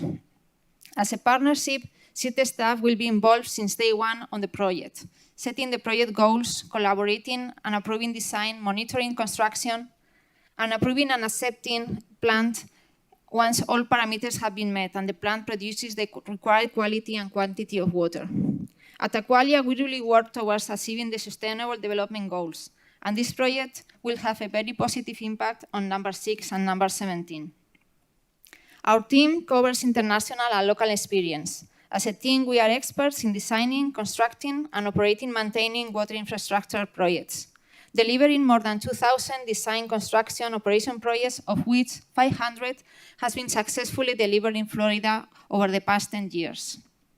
CES is a local engineering, consulting, and construction firm with more than 20 years of history in Broward County. Their local team will lead the engineering effort with support from H2M and Aqualia. Aqualia brings direct applicable operational water management experience with more than 600 water concessions and P3 projects worldwide. Aqualia is the #1 water company in Spain, #4 in Europe, and #9 in the world in terms of population served, making its experience very relevant for this project. H2M has extensive US engineering and operations experience, including work on largest water system in the country. Jim Roberts, Vice President of H2M, is a key member of our team and was former Deputy Commissioner of the New York City Department of Environmental Protection, responsible for delivering over 1 billion gallons of water a day to 8.5 million New York City residents, which gives him a unique municipal perspective to this project. He's only a sample of our team commitment to delivering the best service to the city of Fort Lauderdale. Primoris, former Cardinal Contractors, is a local firm with more than 50 years delivering water and wastewater projects in Florida, including more than 20 years of history with the city of Fort Lauderdale. They are the trusted local partner already known by the city. And last but not least important, FCC Construction is the sister company of Aqualia and one of the largest construction companies in the world. FCC brings more than 15 years of direct Florida experience and a history of constructing more than 50 design and build water projects. The Aqualia team is aware of the concern the city has with the color in the drinking water. We acknowledge this concern, and we guarantee that our proposed process based on nanofiltration will provide clear water that complies with the requirements of the city. Why we can guarantee this quality? Well, first, because that's what we do. The mission of Aqualia is to deliver high-quality water. And second, because we will be implementing the latest generation of membranes, which we will be testing in our research and development centers as shown in the picture above. We believe this is the most flexible, simple, and straightforward solution, and that ion exchange technology is not needed to achieve the quality goal. It could be also considered a version 2.0 of Pilidixi, with the advantages that having two similar plants entails. Our schedule commits to a 4-year time frame based on current market conditions, including today's supply chain challenges. As part of our partnership with the city, we will examine ways to reduce the time frame, such as condensing our design phases and overlapping several months in the schedule, which will save dollars to the city. In collaboration with the city, our commitment is to guarantee cost and schedule in 6 months and be ready to sign the interim agreement. At completion of design phase 2, a comprehensive agreement will be signed with signals at the beginning of construction. And construction will span approximately 3 to 3.5 years, including 6 months for commissioning, where we will be training the actual city plant employees to be ready to efficiently operate the new water treatment plant. O&M would then begin in 2026. Under normal circumstances, probably the water treatment plant could be constructed in 2.5 to 3 years in a shorter term. But with the actual supply chain challenges, we consider this longer term of 3 to 3.5 to be more realistic. And then, why Aqualia is the best value for the city? Well, first, we have the experience and qualifications to guarantee the city a successful project. Our vast international experience, together with the local expertise and knowledge of Primoris, CES, and H2N, makes us the best local team. Second, we are providing the lowest availability payment and the lowest net present value, maintaining city plant employees as public employees. And we are the only team assuming the performance risk of city staff. Additionally, in our partnership, the city always owns the plant. We are used to work with municipalities, and we understand their concerns. That's the reason we designed our financial model to be more affordable to the city, starting at a lower cost and increasing by inflation, something we consider is beneficial for the citizens, as may avoid the not wanted extraordinary increase in the water rates. Finally, and not less important, this type of project where we can apply long-term efficiencies is our daily work. We are not just designers or builders. We are responsible water managers who care about water quality in an affordable and sustainable way. Our partnership with the city goes beyond the water project. We strongly believe in community investment. As part of our culture, we are used to serve and give back to the community through educational campaigns, community activities, and supporting our clients with expert advice on any water-related issue they may have. This culture is shared by all team members and is part of the reason we are together. As an example of this commitment with the community of Fort Lauderdale, team members CES and Aqualia recently supported the Make-A-Wish Foundation Great American Bash, a very worthy cause. Other examples of our community engagement are shown on the pictures. One was recently taken in Colombia, where we are building the largest wastewater treatment plant in the country, El Salitre, that produces and cleans 158 mgds of wastewater. And we were implementing an educational program for schools to learn how wastewater is treated and how important this process is for the river and the environment. Our team is really excited to help the city deliver 5S 2.0, a critical piece of water infrastructure. Our local team is ready and we can't wait to get started. Thank you so much, and now you have any questions, I'm happy to answer them. Great, thank you so much. Any questions? Vice Mayor? No, thank you. Not at this time. Commissioner McKenzie? Zero. Not at this time. Commissioners Glassman? None at this time. Okay, and Commissioner Sorensen? Yeah, thanks, Mayor. Go ahead. Thank you very much. Thank you. Appreciate it. Up until this point, we've been told that nanofiltration plus ion exchange is a gold standard. You don't have the ion exchange. What is this advanced technology that will get the same results? Yeah, I mean, our process is based on nanofiltration without any additional, I mean, the ion exchange that was proposed on the Carallo report was on a second stream for part of the water. It was not the main process. With the new the new evolution of the membranes, they are in the market right now. There are new nanofiltration membranes which are specialized in color, in removing color, that are much more efficient, and so you don't really need this second source of water to pass through ion exchange. You can just pass through nanofiltration, and even, I mean, in our process, we have a second stream, like a bypass of the water, so we can save also on the addition of chemicals, and it will depend on what the quality of water is entering the plant. We can modify and we can adapt it to get the target and the goal that we need. But we know the new technology with the new membranes, we can do that. And we have several research and development centers, especially in Spain, where is my home country, where we are testing all these type of membranes. So we know what type of process, what configuration would be the best for the plant. Okay, great. Chris, I'd like to hear Alan's feedback on that, but I have a couple more questions for her, if that's all right. Great, thank you. What does no minimum water offtake mean? It means that we are not, in some of the proposals, the other teams, they were requesting a minimum of the city to pay for the 50 MGTs or for 30 MGTs, and we are not requesting that. The way we structure our water tariff or our water cost, we have some fixed cost to pay for the investment and for the fixed O&M cost, but then the variable cost, it depends how much water. If we are producing zero water, you don't pay. You don't need to pay for 20, 30, 50 MGDs. Okay. Just pay for what you are really producing. Just pay for what you're producing. Okay, great, thanks. We try to make it, I think, the simple way and more, I mean, better for the city at the end, more transparent. Okay, great. And how many of these plants have you built in the U.S.? In the U.S., as Aqualia, none. I know Primoris and also H2M, they have operating and they have built several plants. Okay, so this would be a first one for you. But in other parts of the world, we have many of them.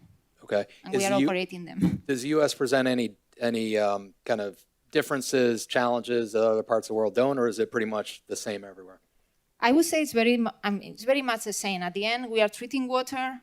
Europe, I would say, is at a very similar quality level as the US. I mean, we are not talking that we are a company maybe from Africa or from wherever. Mm-hmm. So in that sense, I think the quality standards, the processes, they might differ a little bit, but at the end, it's the same goal and the same, and we're using the same equipment.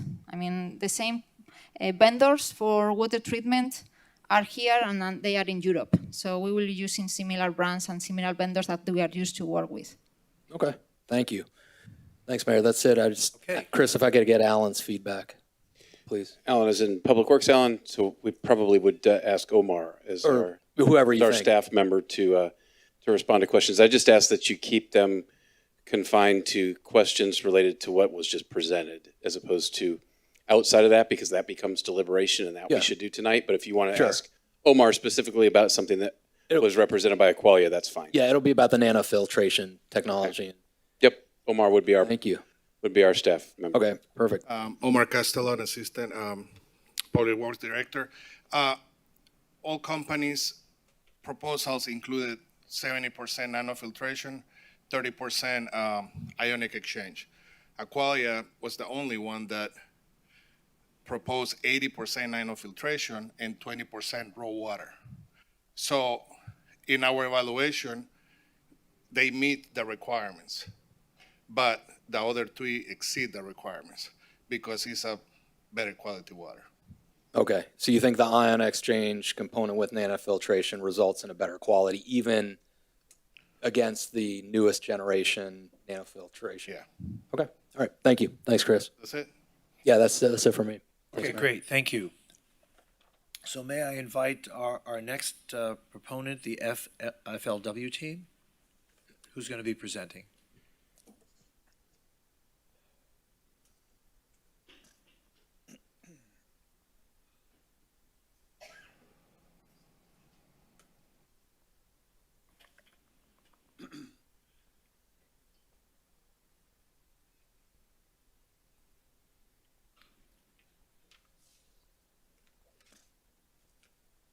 Good afternoon. No. No.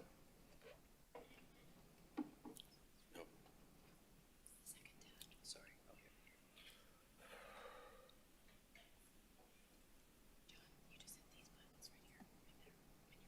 Got it. Got it. Speak directly into the mic. Got it. Very good. Good afternoon, and thank you for giving us the opportunity to have this conversation. And we're going to try to move quickly and allow time for questions. My name is John Joyner. I am a co-founder and managing partner with Water Capital Partners, and we represent KKR's Infrastructure Fund and the Global Impact Fund. Also with me today is Kevin Chandler, Vice President with Suez, Gary Revoir, Vice President with Tetra Tech, and finally, Adam Korn, the Manager of Business Development in Florida for Garney. When I first came to Florida about 2.5 years ago, regarding the unsolicited proposal, I checked into my hotel room, and on the mirror was a little sign that said, "The water's yellow." I don't want to hear it. The water's yellow, but the city tells us it's safe to drink. When I checked into my hotel last night, the sign was there as well in another hotel. We really want to solve that problem, and I propose to you that we are the only proposal team that is actually going to solve that problem. So we're going to be very careful not to change our proposal or modify our proposal in any way, as your attorney has suggested.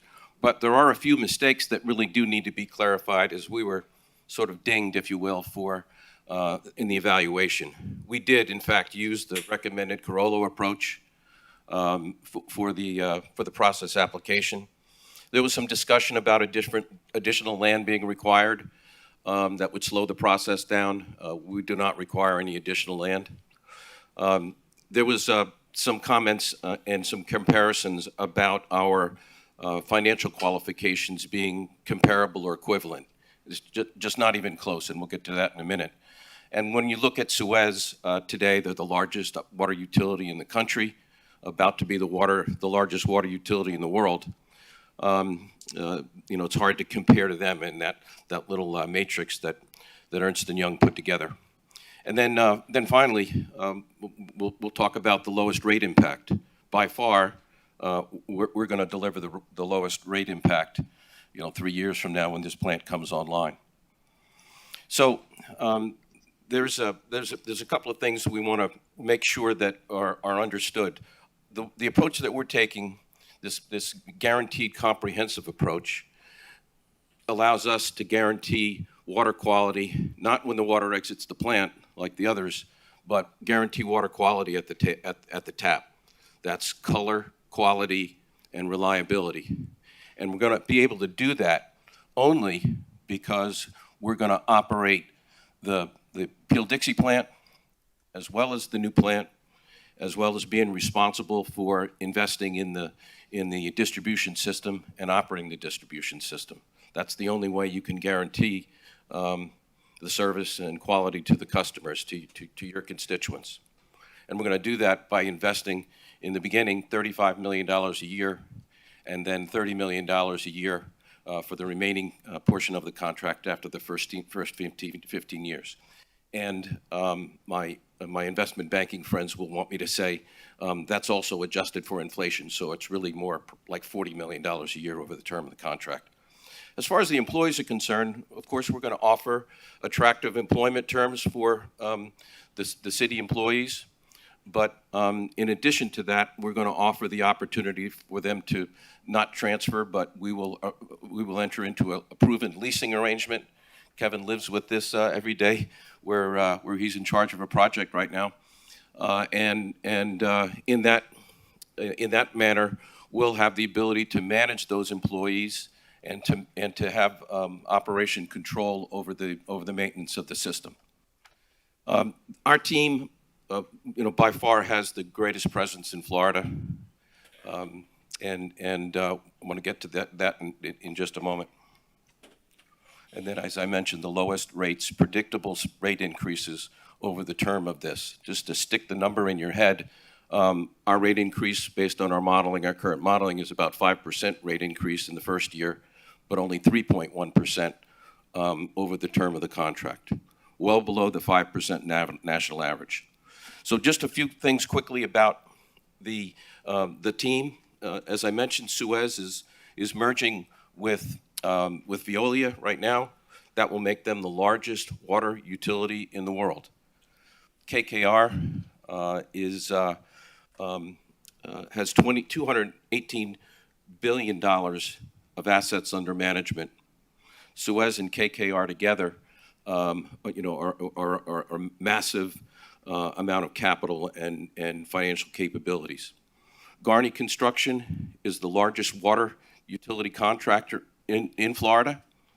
They also have a very impressive MBE utilization, $187 million directed toward qualified MBE companies in Florida.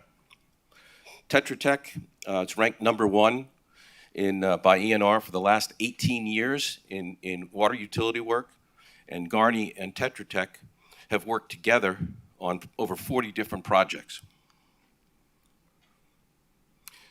So I won't spend a lot of time going through all of this, but I want to make sure that it's clear that the approach that we've taken is a progressive design-build approach that's being utilized across the country, around the world now, as opposed to a fixed-price type of contract. So we will, Tetra Tech and our team will work with the city's technical people, the city's engineering department. They'll be part of the process. We'll go out to bid for suppliers and subcontractors, and that'll be open book. The city will see what the price comes in. We've taken that approach because there are so many unknowns in this.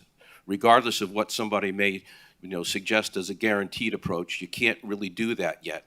But this will be open book, so we've taken a very conservative pricing, and then we've included $70 million in contingency, where we believe there will be significant remaining contingency, and then we're going to share that with the city. This is just a very open book process.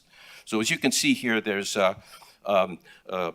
metrics here about the team. I won't take time to go through that. We'll just keep rolling here. Thanks. Mr. Mayor, Madam Vice Mayor, and Commission, it's a pleasure to see you again.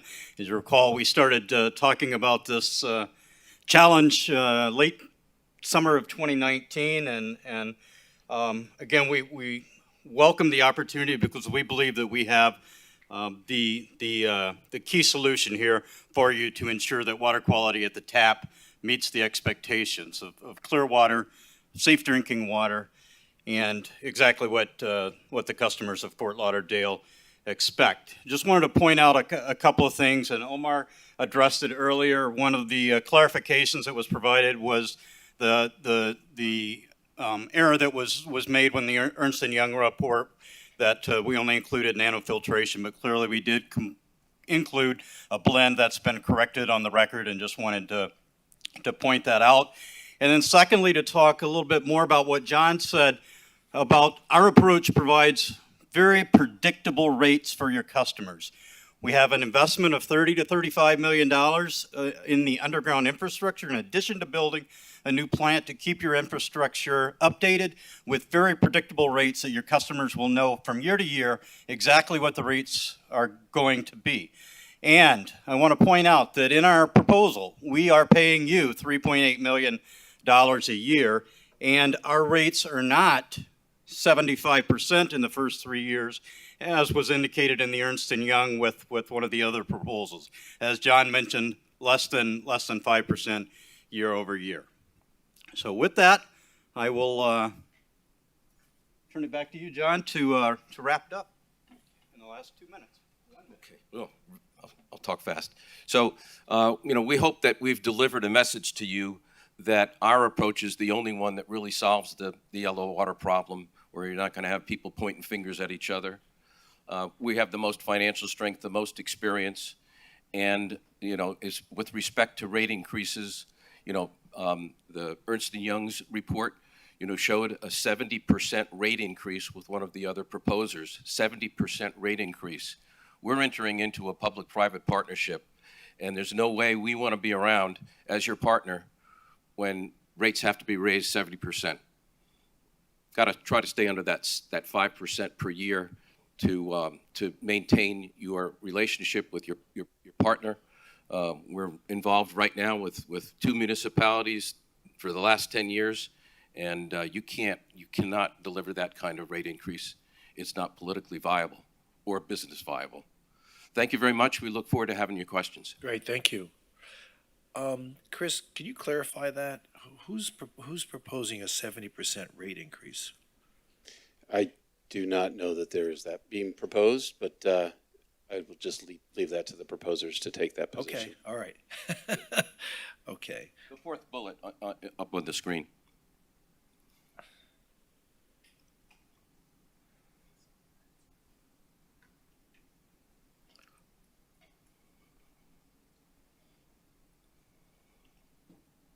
Which, Any other, I'm sorry? I'm sorry. Okay, Vice Mayor, do you have any questions? No, thank you. Commissioner? Okay, Commissioner Glassman? No, I'm good, thank you. Commissioner Sorensen? Yeah, thanks, Mayor. Thanks, John. Give us, for the public that's watching, your proposal, I think, is a little bit different than others. One of the ways it's fundamentally different is kind of has a more holistic approach than others, right? So just kind of describe what that means for the city, just from a very high level, so we understand this is unique from others. Sure. Well, this is unique with respect to, just building a plant. We had the option of proposing just building a plant, but again, that wasn't solving the problem. Meeting a water quality standard at the fence line of the new plant and meeting the water quality requirements at the tap are two different things. So, if we're going to be involved as a partner with you, we want to be able to solve the problem. Who wants to be there operating the plant and perhaps owning the plant and not be able to solve the problem? And so it just kind of getting very granular, if a pipe breaks, what's your involvement in pipe repair and maintenance? Well, first of all, we'll employ predictive technology and an asset management philosophy where, one of the first things we'll do is inventory using some local contractors that you have that have deep current experience working with the city, the age of pipe, size of pipe, risk of failure, consequence of failure, and then focus on those first. We're going to spend $35 million every year on that system, and we'll focus on, what are those most critical ones. As you well know, the pipes installed along the beach, don't have capacity. So, that would naturally, be a priority. So we would have responsibility for getting ahead of it, and then be responsible for literally either fixing the pipe ourselves with city forces or using a contractor to come in and replace that pipe. You had an issue recently with the boil water notice. As you saw on the slide that Kevin showed, that's one of the reasons why that directional flushing would be part of what we do. And the status of city employees in your proposal is what? Well, the status is we would offer them all attractive offers to become our employees. But, I've been doing this for 40 years. Sometimes municipal employee might not want to do that. They want to be part of the current pension program. For whatever the reason is, they may want to remain city employees. Maybe they're, finishing out their career and they don't want to change it. We would enter into a leasing agreement with those employees. And they would, continue to report to us, be responsible for us. We would manage them, but they would continue to be municipal employees. Anything to add to that, Kevin? No? Great. Thank you very much. All right, thank you. Mayor. I have a question. Yes, sir. Can I go back real quick to Oh, yeah, go ahead. Ben mentioned that the question about the pipes, if one were to break, and you said you would either repair with our staff or contract. I think Who pays the bill? we pay the bill. You pay the bill. We pay the bill.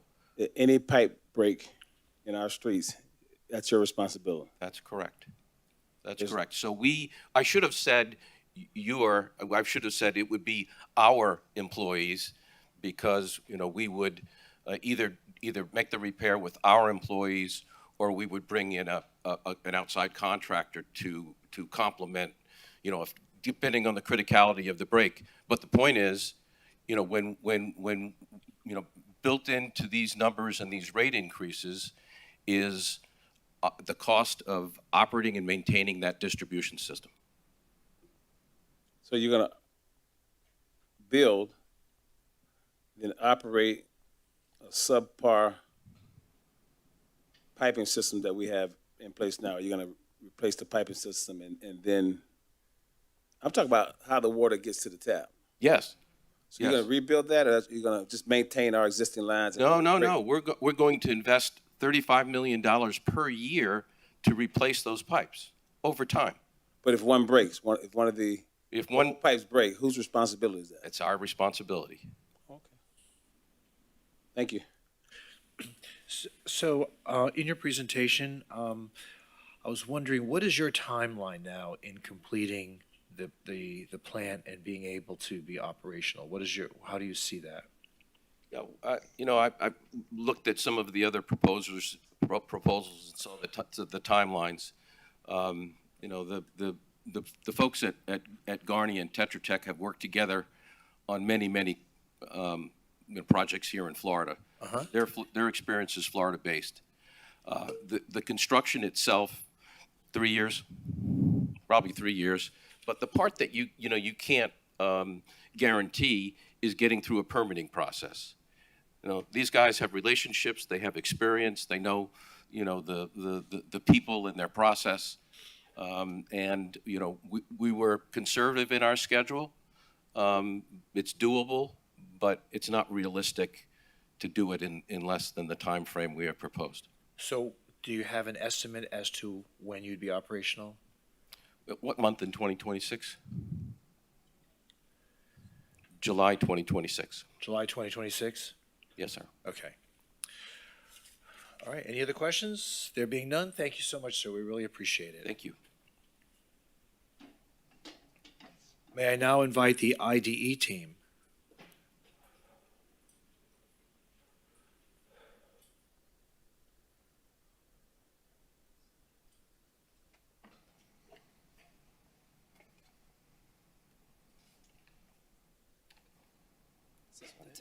That's it.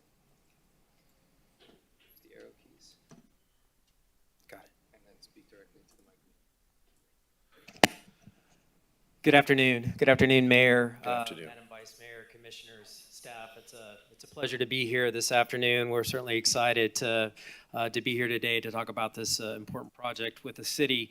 My colleagues and I at IDE, Ridgewood, and Keywood have been focused on delivering a solution for the city to replace 5-ash now for over 2 years. And I think really during that time, we've come to really appreciate and understand what it is that the city and the community are looking for. You're looking for a new plant that will deliver safe, clear water for decades to come. And you're looking for a solution that can get that done in an expedited fashion.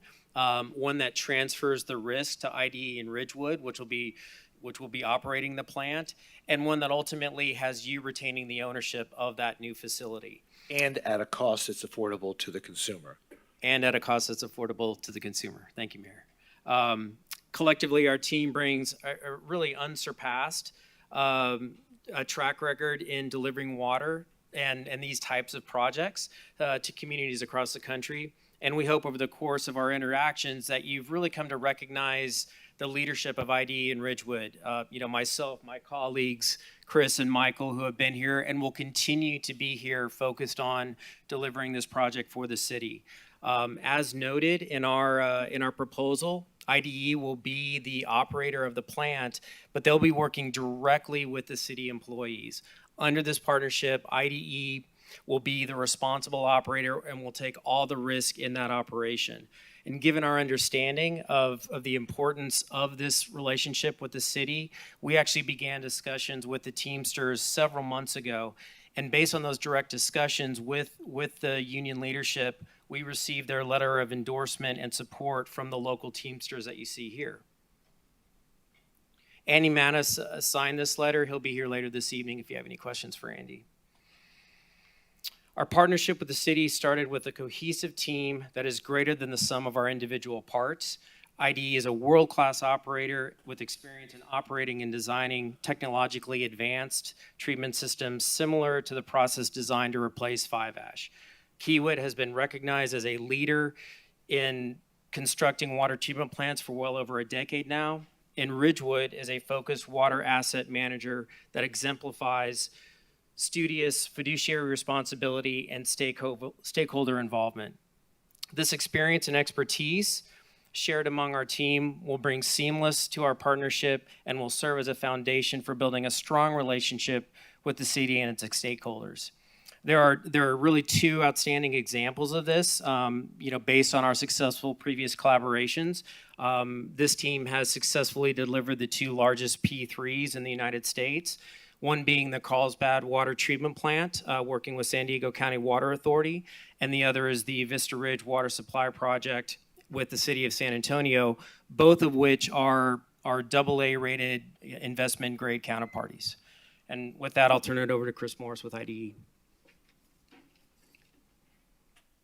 Good afternoon. Thank you for having us here today.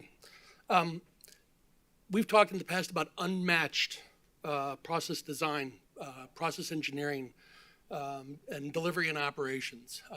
We're here to reinforce that, to repeat it to you, that's what you'll receive when we build this plant.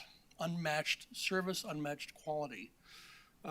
It shows in our efforts in Carlsbad, California, Santa Barbara, California, Pismo Beach, California, Metropolitan Water District of Southern California, as well as places like Abilene, Texas. We have designed and built, we operate as well, those facilities, all water facilities. They're using advanced membrane technology, and we will be doing that same level of effort here. Now, we've talked about is nanofiltration is it the right answer? We believe it is. We believe the combination of technologies that we've put together are based on the Corolla report, but we don't take anything for granted. We went and did our own design confirmations in our labs, in our engineering house, and we've confirmed our design as being the most appropriate, best quality, but most important, the best cost for the city. We've done these types of things in challenging areas around the world, Israel being one. We've talked about this in the past, where Israel has no water supply of its own other than from what is found in the Mediterranean Ocean. IDE provides, has designed, built, owns, and operates approximately 75% of the potable water service in Israel. A country relies on our expertise and ongoing operations under 25 and 35-year contracts. And challenging environments, we've had a couple of missiles land in our parking lots. We didn't ask for that, but that's the nature of the environment there.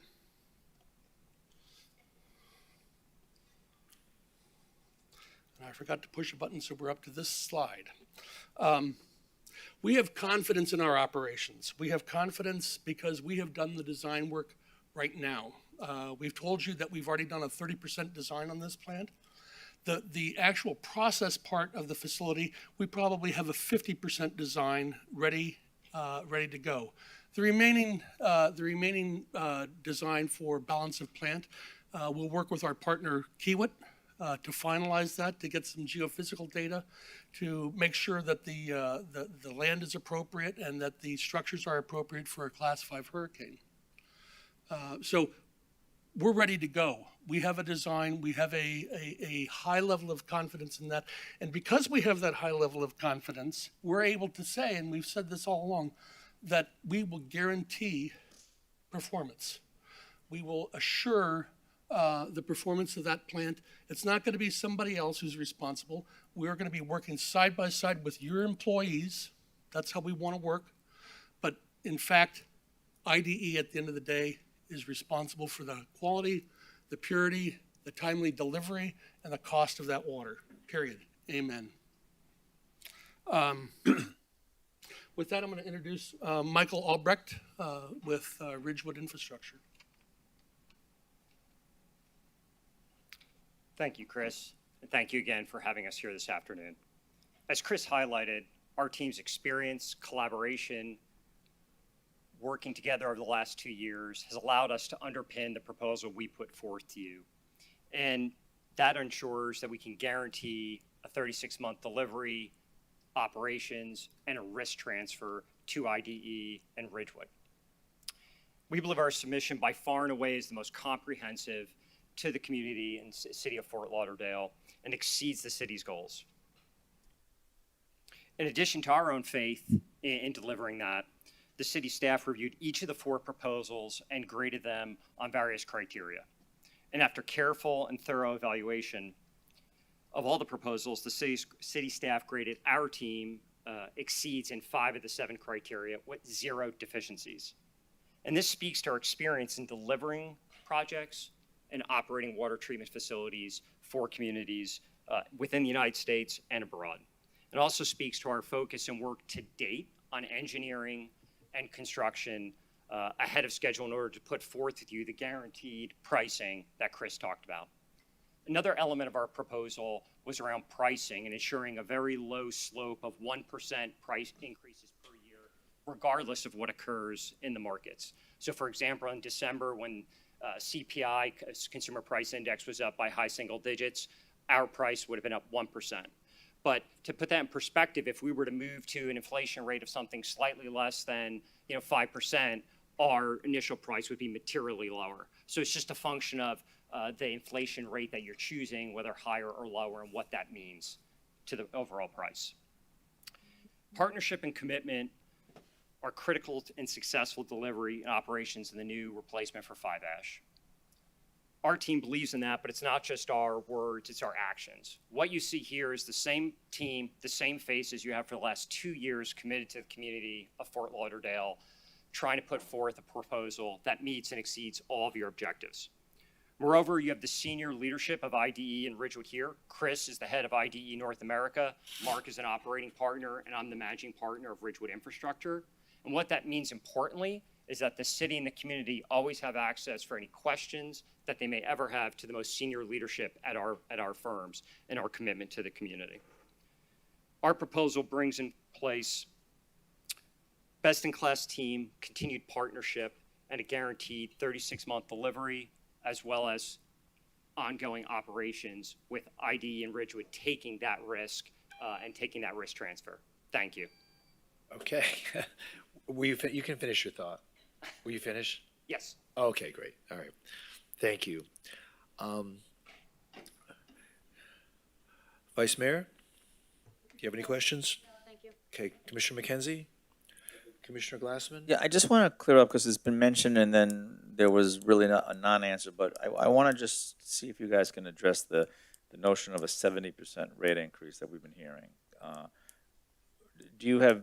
Were you the company they were referring to? Yes. So I mean, where's that coming from? Are you saying that's absolutely not true? Sure. Sure, happy to address that. So the initial price we put forth for this specific plant, because the city controls the rates now and forever. We're not looking to control rates whatsoever. So we had a $3.30 per 1,000 gallons price with a 1% inflation factor for the next 30 years. If you were to use something slightly less than 5%, obviously that $3.30 would decline meaningfully. It's an algebraic equation in that regard, but I don't know where the 70%, if that was inferred to our team, not quite sure how that's being calculated. Okay, thank you. And Chris, the reason that you said you can't get into that discussion at all is what? We're debating it tonight. We're Yeah, debating it I would tonight. wait until we're No in problem. some form of deliberation. I'm good, thank you. Thank Okay, you, Mayor. Commissioner Sorensen? Thank you.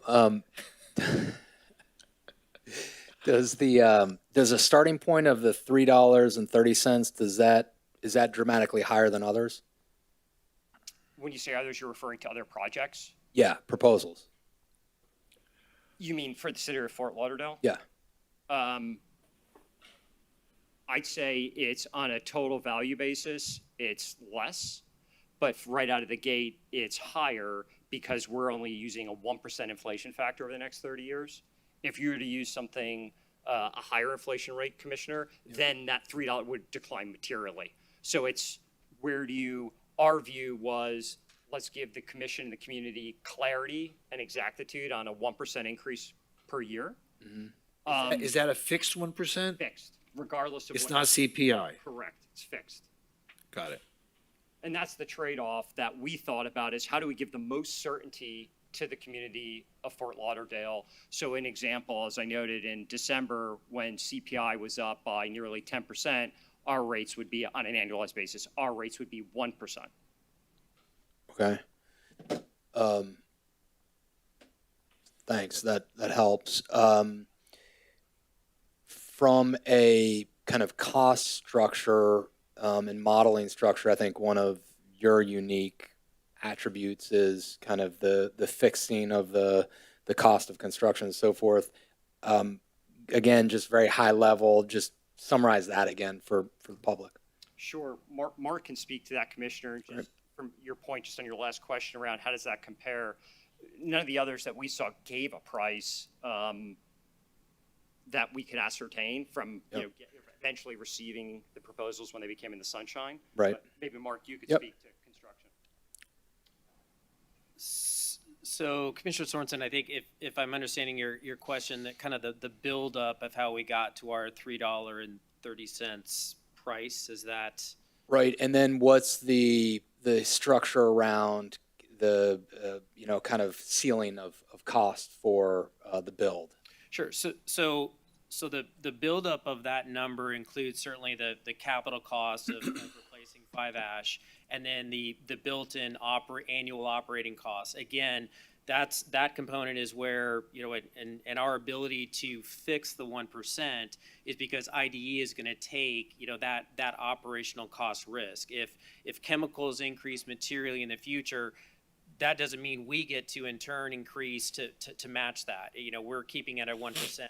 Or again, as my colleague Michael explained, that could be adjusted up if we wanted a lower initial starting point. But the buildup of that $3.30 starts with, our estimates and the work, again, advancing the great work that Carollo did, but really advancing it to get to a design point that we felt, much more comfortable around what that capital number should be, and certainly the work that IDE and our team has done on locking down what the operating costs would be.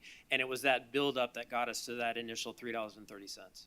Okay, great, that helps. Thanks. Sure. Appreciate it. Mayor? Okay. Any other questions, folks? Nope. All right. Thank you very, very much. I appreciate it. Okay, we have our one last proponent. Uh-oh.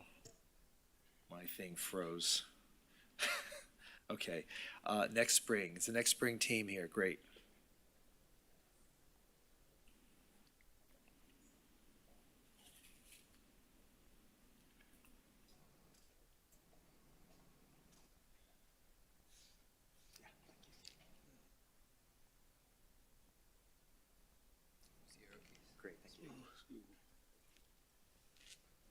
Good afternoon, Commissioners. Thank you for this opportunity to address the City Commission this afternoon. My name's Sean Miller. I'm here with Next Spring Investments, Water Investments. Talk to you a little bit about our proposal, clarify, the main overview is to clarify some items on our experience, our employee structure, price that have been brought up in prior meetings. So we really strongly believe that Next Spring's proposal provides the best overall value to the city, having both the lowest overall risk and at the lowest cost. Before I get specifically into our proposal, I'd like to give you a little bit of an overview about the company and our experience. Next Spring Water Investments is a subsidiary of NextEra Water, which is a part of the NextEra Energy family. NextEra is one of America's largest capital investors in infrastructure projects. Next Spring and NextEra Water are focused on delivering reliable, low-cost projects, just as its affiliates have done in the energy industry. NextEra Water's affiliates include NextEra Energy Resources, the world's largest generator of renewable energy from wind and solar resources, and Florida Power and Light, the largest retail electric utility in the United States.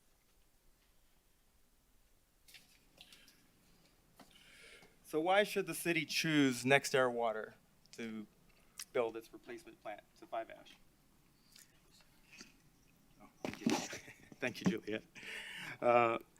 As subsidiaries of NextEra Energy, Next Spring and NextEra Water bring unmatched investment and financial strength, best-in-class expertise in development and construction, environmental permitting compliance, as well as emergency preparedness and response. Our operational and maintenance abilities set a new standard for cost effectiveness and reliability for utility companies. In addition to our significant experience with water supply and treatment that we've gained from power plant operations, we've partnered with U.S. Water, Florida's largest water system operator, providing additional experience and expertise. But most importantly, we are a Florida company. We have been focused on building a better Florida for nearly a century. You can be sure that we are a company that will continue to be present and locally focused for the long run. To partner with us is to benefit from our extensive local knowledge and experience, including our long history of working closely with the South Florida Water Management District and Broward County's Environmental Permitting Department. We want to leverage our synergy, scale, and proven playbook to deliver solutions for water's most pressing challenges here in Florida. Let me give you a couple examples of how our company has worked on public-private partnerships locally. The planned Clean Water Recovery Center in Miami-Dade is a great example of the private and public sectors coming together to find mutually beneficial solutions.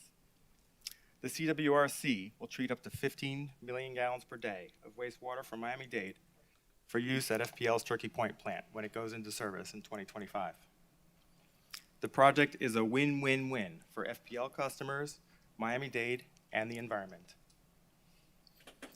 It will help Miami-Dade meet the ocean outfall mandate while conserving Floridan aquifer groundwater, a precious resource for all Floridians.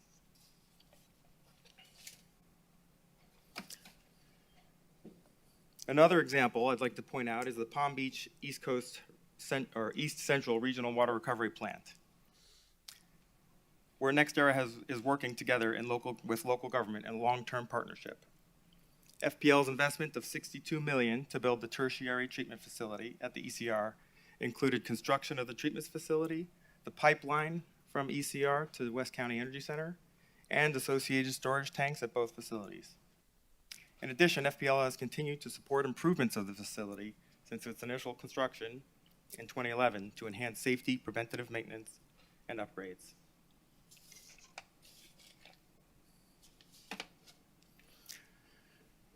NextEra Water's experience with water treatment technology runs deep. The fact of the matter is, you can't be in the energy business without also being in the water business.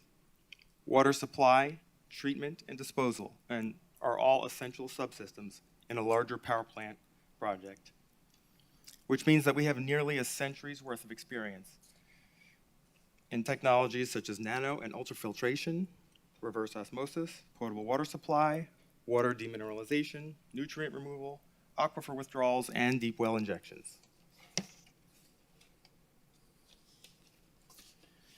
But the most important thing to remember is that NextEra Energy has a proven track record of delivering complex projects on time and under budget right here in the state of Florida. I understand that a critical concern for the city is the viability of the Five Ash Water Treatment Plant, which supplies 80% of the fresh drinking water to its residents. In the last 20 years, we've constructed thousands of miles of transmission and distribution lines and 10 large-scale power plants here in Florida, with the majority of them being on time and under budget. 2 of those projects were right here in Broward County.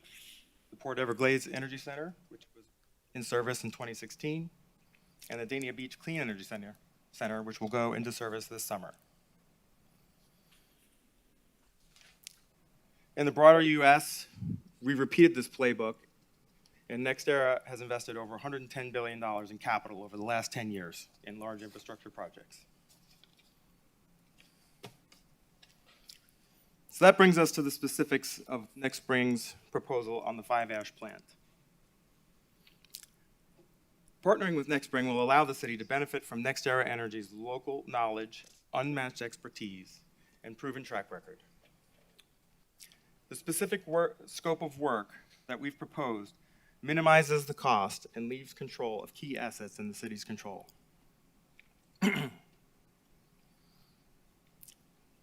As I've shown on the diagram here on the screen, Next Spring's scope of supply keeps key aspects which the city has stated they wanted to retain control of, such as the raw water source at the Prospect well field, as well as the distribution of the water within the city's control.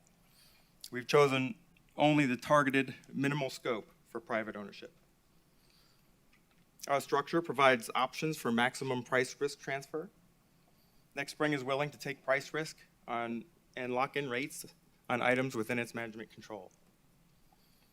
We've proposed balanced operational risks in which we are willing to guarantee treated water quality, but this will extend to some extent on the consistency of raw water quality supplied by the city's wells. Our option also offers expandability. With Next Spring's proposed project footprint, there will be sufficient room at the site to handle plant expansions needed for growth and water supply past 2035.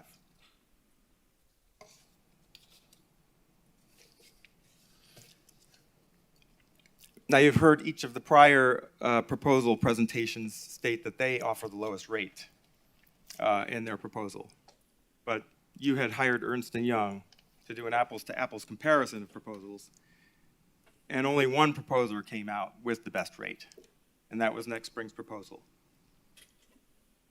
Next Spring's proposal yields the lowest cost and the lowest rate pressure to the city, as presented in Ernst & Young's comparative report. Next Spring's low-cost position remains even after adjusting for estimated construction cost margin of error based on level of design performed. While a rate impact analysis has not been performed on our proposal, it is clear that this option would represent the lowest cost impact on your customers' bills. These savings represent the best opportunity for the city to retain profits from its utility to be reinvested in future system needs. Lastly, I wanted to point out that our proposal offers maximum flexibility for the existing city employees at the Five Ash plant. Next Spring fully intends to hire existing Five Ash plant operational staff to support the operations of the replacement plant, either as part of the NextEra team or under an employment contract with the city. I would like to point out that the public works portion of the comparative analysis incorrectly stated that our proposal did not allow that option for the city's employees to remain with the city. Next Spring also intends to partner with U.S. Water Services, as I previously mentioned. They are the largest privately owned water and wastewater contract operator in Florida. With the combined support of both the Five Ash staff and U.S. Water's oversight, we will help ensure a seamless transition for the city. Next Spring looks forward to continued refinement of its proposal in cooperation with the city for the greatest benefit of its residents and for utility customers. Thank you. All right, great. Thank you so much. Anyone have any questions of this gentleman? But Vice Mayor, No, thank you. Commissioner McKenzie, Commissioner Glassman, I'm good, Mayor, thanks. Commissioner Sorensen. Yeah, thanks. Thank you very much. When would you be operational producing water? As our proposal had a 4-year from date of executing an interim agreement, we had proposed a structure where, in order to save time to COD, where a comprehensive agreement might take some time in negotiations, there would be an interim agreement signed, which would help begin the permitting, the due diligence, site work, while in parallel a comprehensive agreement could be negotiated. We believe that structure would allow, completion within 4 years from signing an agreement.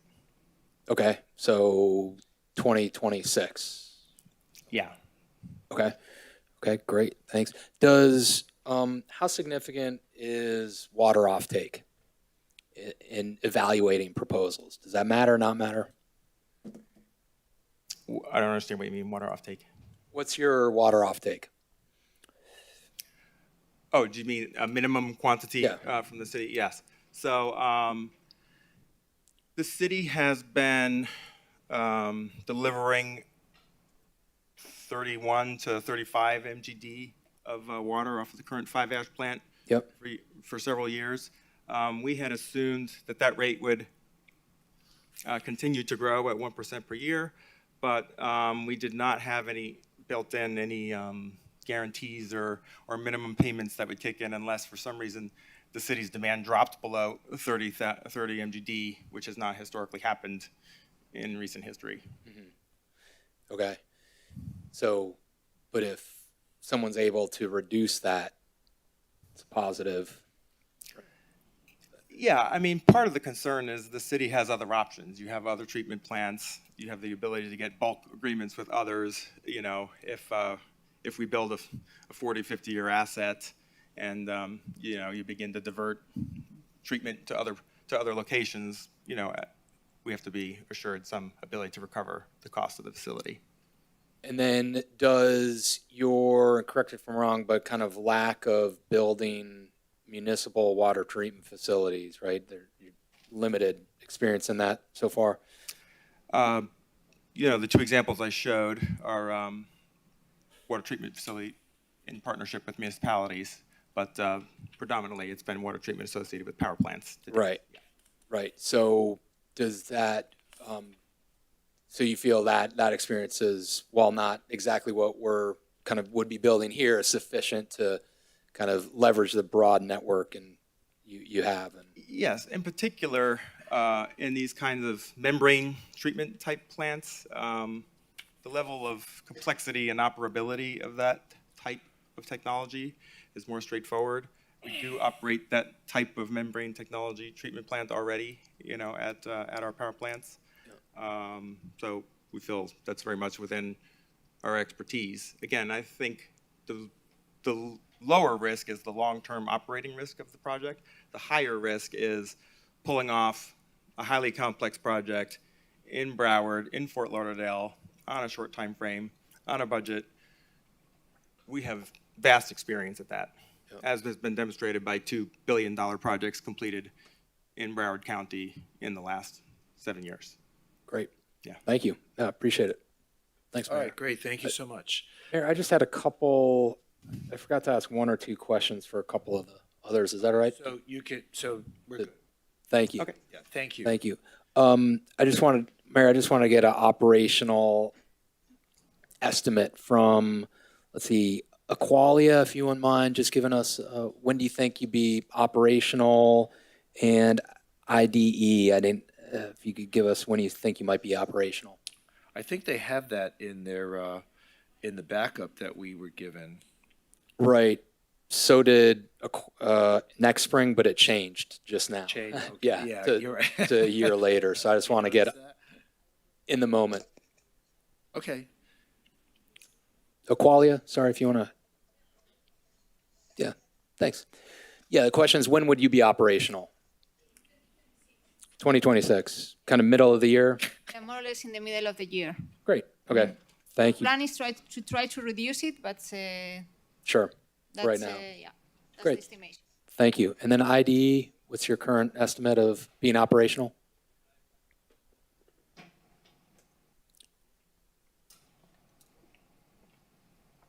Commissioner, it's 3 years from getting notice to proceed. Okay, so 2025, 2025.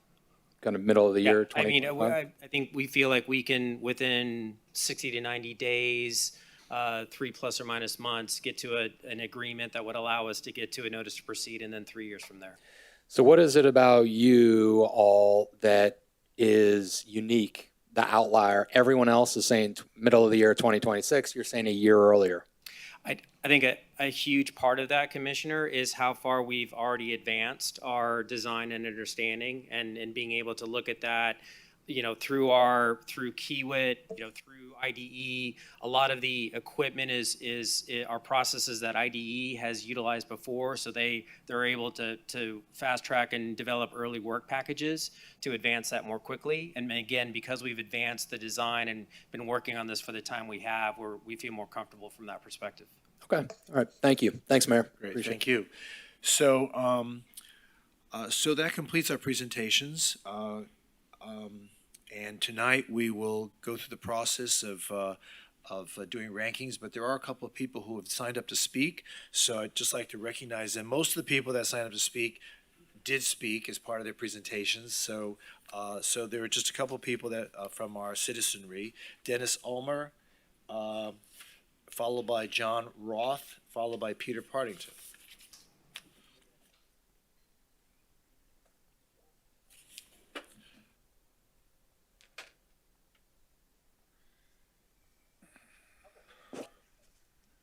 Hello, Dennis. Mayor, Vice Mayor, Commissioners, I'm Dennis Ulmer. In January, I spoke here on the issue of Homeland Security, warning that water treatment plants are very high targets for cyber attacks on our infrastructure, and they are also targets for terrorists as well. I'm not going to iterate what I said, but with the past week's invasion by Russia of Ukraine, we know the risk is even greater at this time, and we don't know what the future holds for a possible attack by our adversaries and what threat that might be to our infrastructure. For those reasons and others, I think the water treatment plant should always be under the control of the city of Fort Lauderdale with city employees. Have security plans in any of these proposals been addressed? I know this meeting is to rank the proposals before you proceed. I mean, to hear them once more before you proceed. I respectfully request that you seek answers to these questions as you go forward. If federal grants are available for possible upgrades for security, for cyber, or for other threats, if there's a private vendor, can the city still apply for these? Would they still be able to apply for federal grants if it was a private provider? Will the private operator be required to make the investment to constantly upgrade for cybersecurity threats, as experts state constant vigilance and upgrades are essential? According to my research, many cyber attacks on water treatment plants go unreported. Will the private provider be required to immediately report cyber or other security threats to the city? Will any city employee be on site to observe the operation of these plants? And also, please keep in mind the rate structure. As I said before, what's going to happen is water rates go up. People are not going to be afford to use city water to irrigate, and we're going to have a degradation of our neighborhoods. And the way inflation is, people can't afford it. So please keep those things in mind, and please see that security issues are addressed. Thank you very much. So let me see if I understand you correctly, Dennis. So you want us to invest in heightened security measures. You want us to ensure that that be both structurally and electronically enhanced, but you want us to charge less money for it. Okay. All right. He also wants us to, which I think is initial ask is to keep it in the city's hands. Right. He would trust it in the event there is a threat to our infrastructure. Well, it's an interesting point. I'm not sure how keeping it in the city's hands makes us more resilient to a terrorist attack. I guess we can explore that tonight in our discussion. John, hi. John? Good afternoon. Not lose my papers here. Good afternoon, Mayor, Vice Mayor, Commissioners, and staff. My name is John Roth. I live at 333 Sunset Drive in Fort Lauderdale, and I'm a longtime resident here. I've spoken to you several times before. I'm here to talk about the procurement process for the 5-ash water treatment plant. Although it appears to be a fait accompli, I want to review some of the basics because of my personal experience working as a sales manager for the largest machinery company in the United States, selling power plants, water pump treatment plants, pumps, oil treatment. Most of my experiences with the oil industry all over South America, and I've worked there, done this for 40 years. And I'm just noticed that I haven't taken a big interest in this because I'm retired. I made enough money that I have my boat sitting on Sunset Drive, and I use it. I looked at the 5-ash infrastructure committee when they debated the idea of what path to recommend, a request for proposal or an IP outsourced water treatment. And I listened carefully because of my experience of doing this many, many times. And I find that, gee, my gosh, we were heading down a path of doing what Texas has done. So looking at the 5-ash, I say the need for a new water treatment has been firmly established by 2 engineering companies over the years. We have identified the water source, and we have just decided we're going to use the West Wells. The location of the new treatment plant has been decided to be near the west field of the 5-ash, and a pipeline is needed to go to the head terminal, which is at 5-ash. So those are defined major decision points as to how we are going to go forward. We've already done those. So Hazen and Sawyer completed the preliminary engineering, and by a normal city contract terms, the city owns this engineering work. A complete list of the components and the technology that is recommended has been compiled and predicted for budgetary pricing purposes at this point. Our city is ready to move forward, if we so desired, to procure this equipment and then get it installed and take all of the risks that we have up to now, and which would we do. Final engineering is the next step. An engineering company would be selected by the city to design the final requirements for the well fields, treatment plant, pipeline, and all the miscellaneous balance of plant needs in order to complete the delivery process at 5-ash. In summary, the difficult and important work is already done. I've been told that the city doesn't know how to do anything.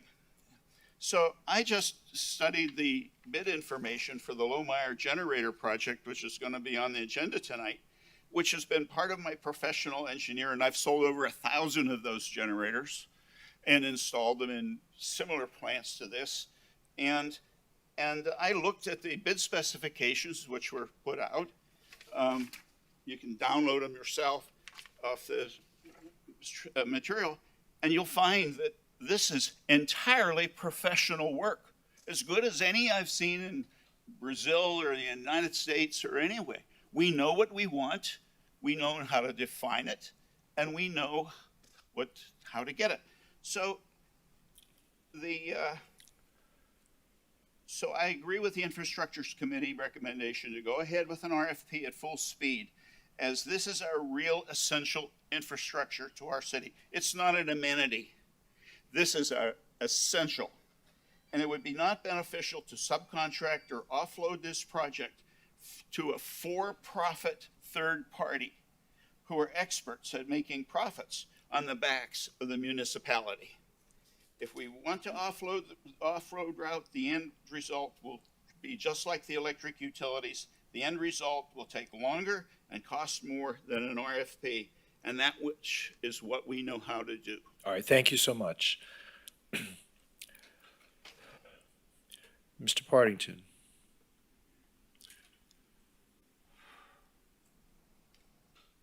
Peter Partington, Vice Chair of the city's Infrastructure Task Force.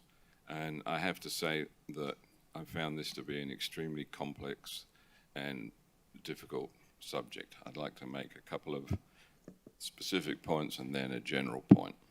Peter, can you also give us your background for folks who might not know, please? Until 10 years ago, I was city engineer. I'm a licensed professional engineer in the state of Florida. So when you enter into this, make sure you understand exactly what is included in the scope, particularly the bringing the water to 5-ash for distribution into our system, and whether the demolition of the 5-ash water plant is included. The next point, I'm not in favor of the proposal to take over the city's entire water system, but I interestingly did note that that proposal, I think it was by FLW, made the statement to the effect that they considered that the city's water infrastructure had been underfunded, and were making a proposal to increase the amount of funding spent on the city's water system going forward. It appeared to me that some of the proposals were more front-loaded than others, and I believe IDE was one of them. I urge you to fully understand whether the impact of the front-loaded proposals on the city's water rates, and whether that can be borne by the city's water rates in the near term. If you're going to compare the proposals based on net present value from the analysis done by Ernst & Young, bear in mind that Ernst & Young used a discount rate of 6% when making that comparison. Give you one figure to view against the other. Different discount rates can tilt the argument one way or the other. My main point is, and this is what I would strongly urge, is that to me, the main argument in favor of a P3 is the speed with which this proposal can be delivered. But don't allow the speed of that to cloud the negotiations, and make sure that the negotiations are, if you excuse the pun, absolutely watertight, the agreement that you arrive at with the final proposer, particularly with respect to water quality and the cost of water. This agreement has to be cast iron. And in order to achieve that, I would recommend to you that you seek expertise to add to the city side of the table when you negotiate. It's not for me to suggest different people, but obviously Hazen and Sawyer is one entity that I could recommend to be on the city side of the table. Thank you for your time. Great. Mayor, I have a question for Peter. Sure. Thank you, Peter, and thank you for the testimony. I noted that you were the only person on the infrastructure task force that voted against recommending the RFP. And did you hear what John Rolfe said before you about why he thought we should do an RFP? I don't know if you heard his reasons. I did. If you could just address that, and is speed timeline the only reason that you voted against the RFP and recommending that we go with this P3 process that we're involved in now? I stated at the meeting of the ITF that to me, that is the main consideration. I mean, you have the 5-ash water plant literally breaking down, and you're having to spend millions on it.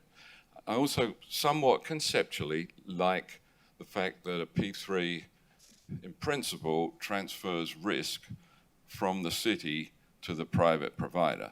But that only applies, based again on what I said earlier, that you have a good agreement whereby that risk is truly transferred to the private provider. Okay. Thank you very much. Thanks, Mayor. Peter, Mayor, if I could just ask Peter. Go ahead. Peter, you expressed concern about kind of a holistic approach to the system. Tell me what your concern with that. Why is that? These would probably be conversations we should be having tonight as we deliberate. Okay, that's fine. All right, Well, thanks. except if Peter's not going to be here tonight. I don't know. Are you going to be here tonight? Okay, I did not intend to. Okay, thank you. thank you, Peter. We'll set you free. We'll put you down for overtime. That's right. Alan, as Peter talks about kind of the, negotiating and operating agreement and so forth, is that something we'd bring on outside counsel for? Or is that something you're able to do? That is my intention. I was waiting for you all to get to a point where you were about to make a selection. Once you do that, I would recommend hiring outside counsel. Outside counsel That'll with come that. to you as a separate item next meeting. Okay, so you bring an outside counsel with this expertise to negotiate and so forth and work with us. Okay. Chris, just a question. I mean, I think I know the answer to this. The, cyber attacks and so forth, that obviously would be directly communicated to city management, right? I mean, that would be constant communication. That is correct. Point Dennis brought up. Okay. Those are discussions we've been having with some regularity in the last week.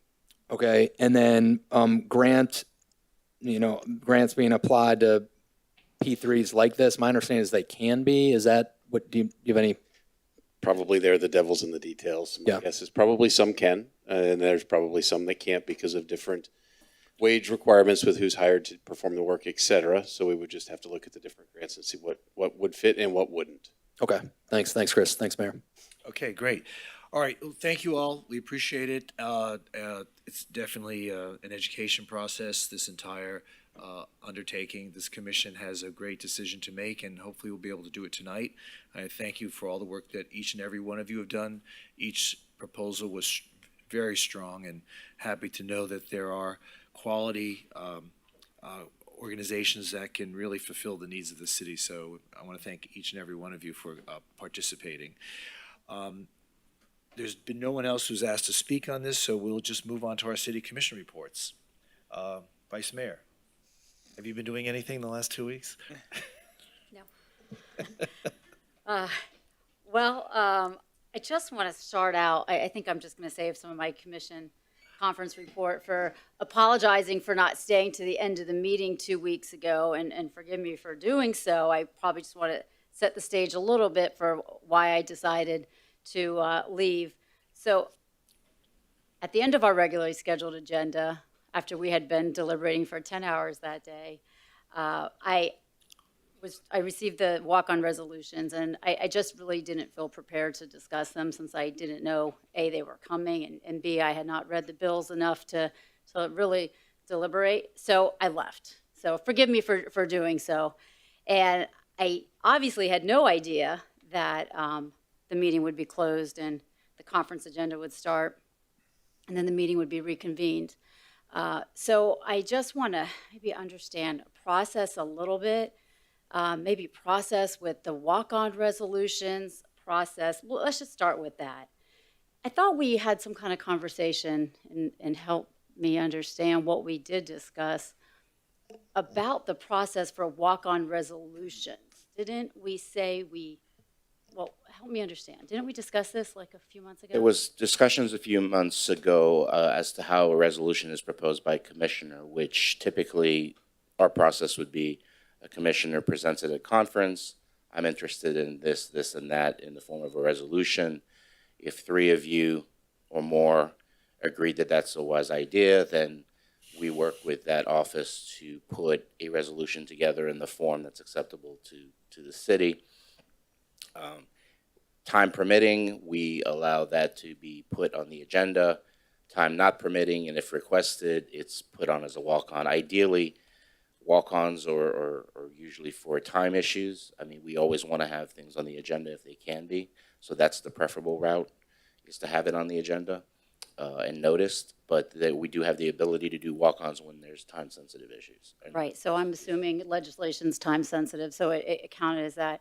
So I just didn't feel prepared to discuss it because I just didn't receive, I had not read the bills. I just really didn't understand what I was discussing. So forgive me for leaving. It would help me somewhat, even if we could have had that conversation. I don't think we had that conversation at our last 2 weeks ago at the conference meeting. Did we discuss what the 6 bills we would be debating? I don't believe we discussed particularly. Maybe we said something would be coming. Right, we didn't get into, because we didn't, at the time, we didn't have information as to all the bills. As you know, there were a lot of bills that were being discussed back and forth. We didn't have specificity exactly as to which bills would be coming forward. We ended up, I think, with a total of, some of them are companion bills, but I think it was like 14 bills with 7 resolutions. So that specificity was determined after your conversations. Okay, so it would just help me in the future if at least we could know during the conference meeting what we're going to discuss that night, even if it is a walk-on. It would have helped me to at least have the hour before conference and commission to read over the bill. So I don't know how you all feel, but that would. The thing is, yes, they were time sensitive, but at the same time, the meeting is the time sometimes to discuss, the content of each resolution, to debate it, to understand through exchange of questions and answers with our city attorney, what constitutes the content of each of the resolutions. And so the way to understand what we were going to discuss and decide one way or the other on these was to participate in the discussion. And at that time, would have been an appropriate time to understand the content of each of the resolutions. Now, you could vote it for or against them, but. Yes, I understand. So I think we prepare differently. This is my folder for One Stop Shop. It's a couple inches, okay? I prepare in advance at length for anything I'm going to discuss and debate and vote on. That's how I do things. Yours is just as thick. I think Steve and I are about the same page. So Mine's Steve, a little thicker. Yeah, I think mine's thicker. Yeah. So, I believe in technology. Yeah, So five it's Asher all here, too. on here. There's a cloud, Heather. Yeah. Awesome. Hey, Try it out. I've got You'll the love it. cloud too, but the great. cloud can disappear sometimes. So I have backup. You're a youngster. You're a youngster. So Could be a cyber I attack. think what we're all saying collectively is we all prepare in advance when we're going to vote on something. I'm just asking for just at least give me an hour to like skim over these bills. I probably could have come up with a thoughtful response if I at least had the hour to do so. I'm just asking for that. You don't have to do it, just my thought. So let's get on to the other things. So now that I had some time to process really what happened, I had additional questions that I probably would have asked had I had been there that night. And I just want to understand kind of where we are, what's allowed, what's not allowed. Obviously, I've read some reports, I've read some things in the newspaper and this and that. In terms of John, and the city auditor being what he's allowed to do. So is the city, I just need clarification from staff, is the city auditor allowed to conduct an investigation without the commission approval? I guess, Alan? Sure you don't want to ask him? No, I guess I want to know under what the our charter, charter I had sent you a, let me pull up the charter provision. I had sent you a memo that delineates the powers of the authority of the city auditor, although never a model of clarity. It does indicate that the city auditor, and we're also in the process of looking at the 2004 legislative history because it did go to the voters. If we look, my apologies. Here we are. It's in section 4.14.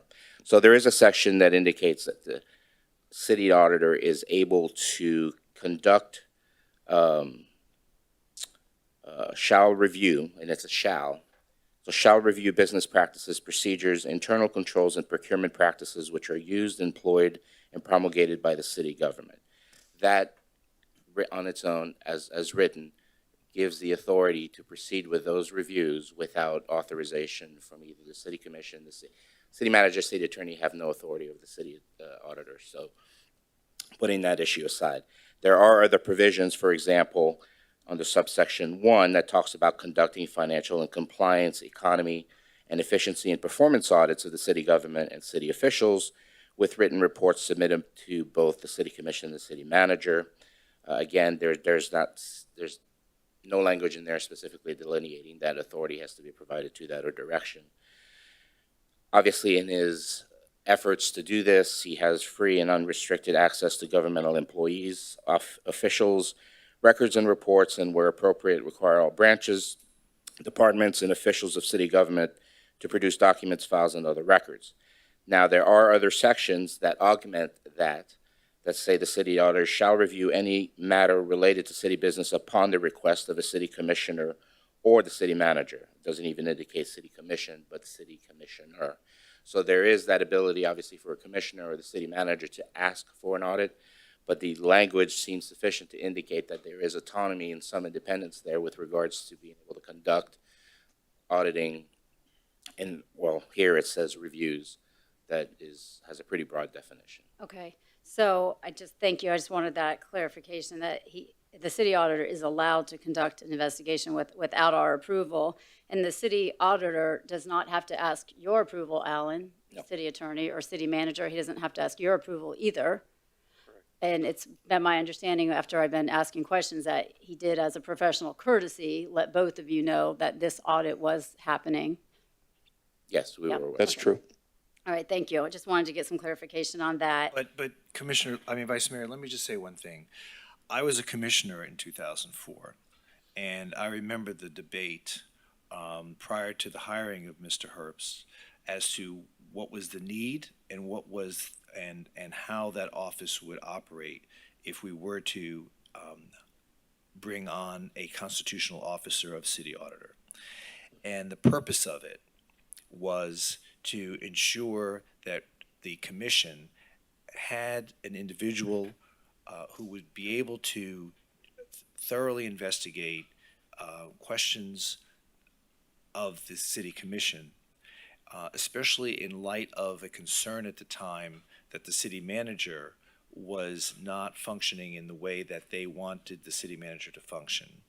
And I can tell you, it was, as you know, I know this is almost 20 years ago, but I remember the debates, and never was it contemplated that the office of the city auditor would engage in independent activities other than what was prescribed to that officer from the city commission. It was never like, we have outside auditors. We engage outside auditors all the time. And those outside auditors do outside auditing.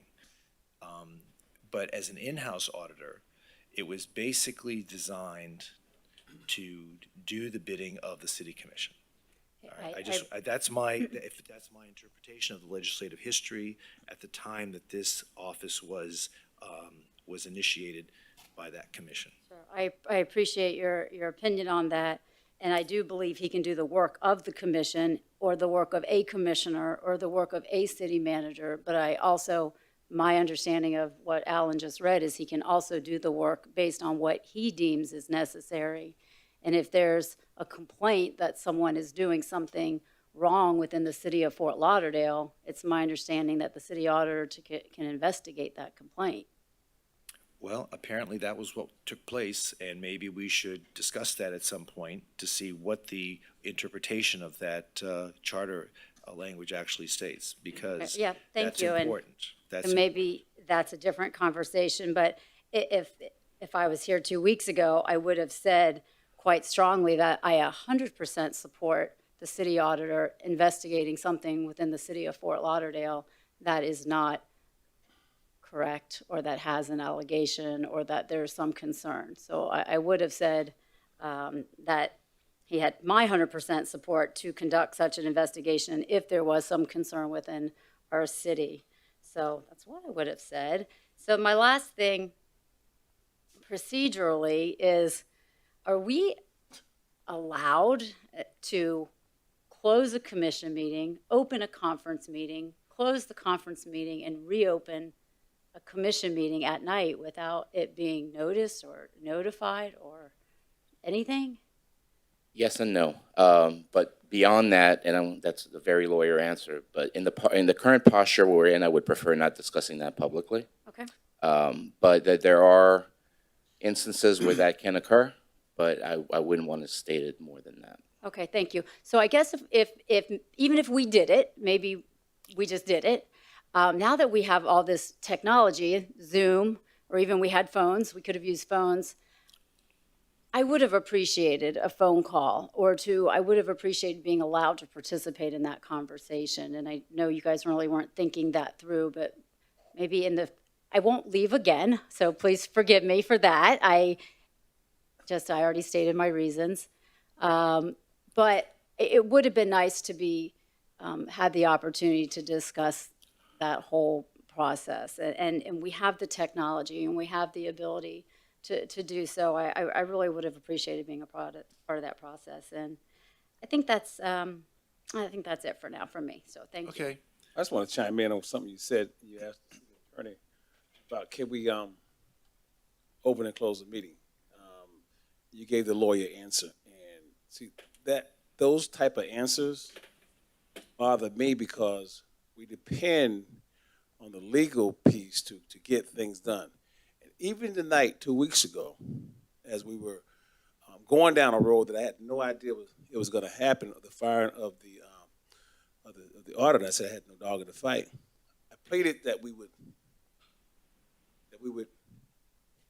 suspend the investigation and let's look at our charter. And I was dismissed as in most cases here when it's something that three of us want to do or a consensus. So we knew we were going down that road, but I really wanted to go over the charter. But the three that voted, I didn't think it was necessary to go over the charter and to see, what our do's and don'ts are. And once before, I remember one of the commissioners to my right asking to go back and just revisit the charter, and then we were going to do it maybe 6 months ago.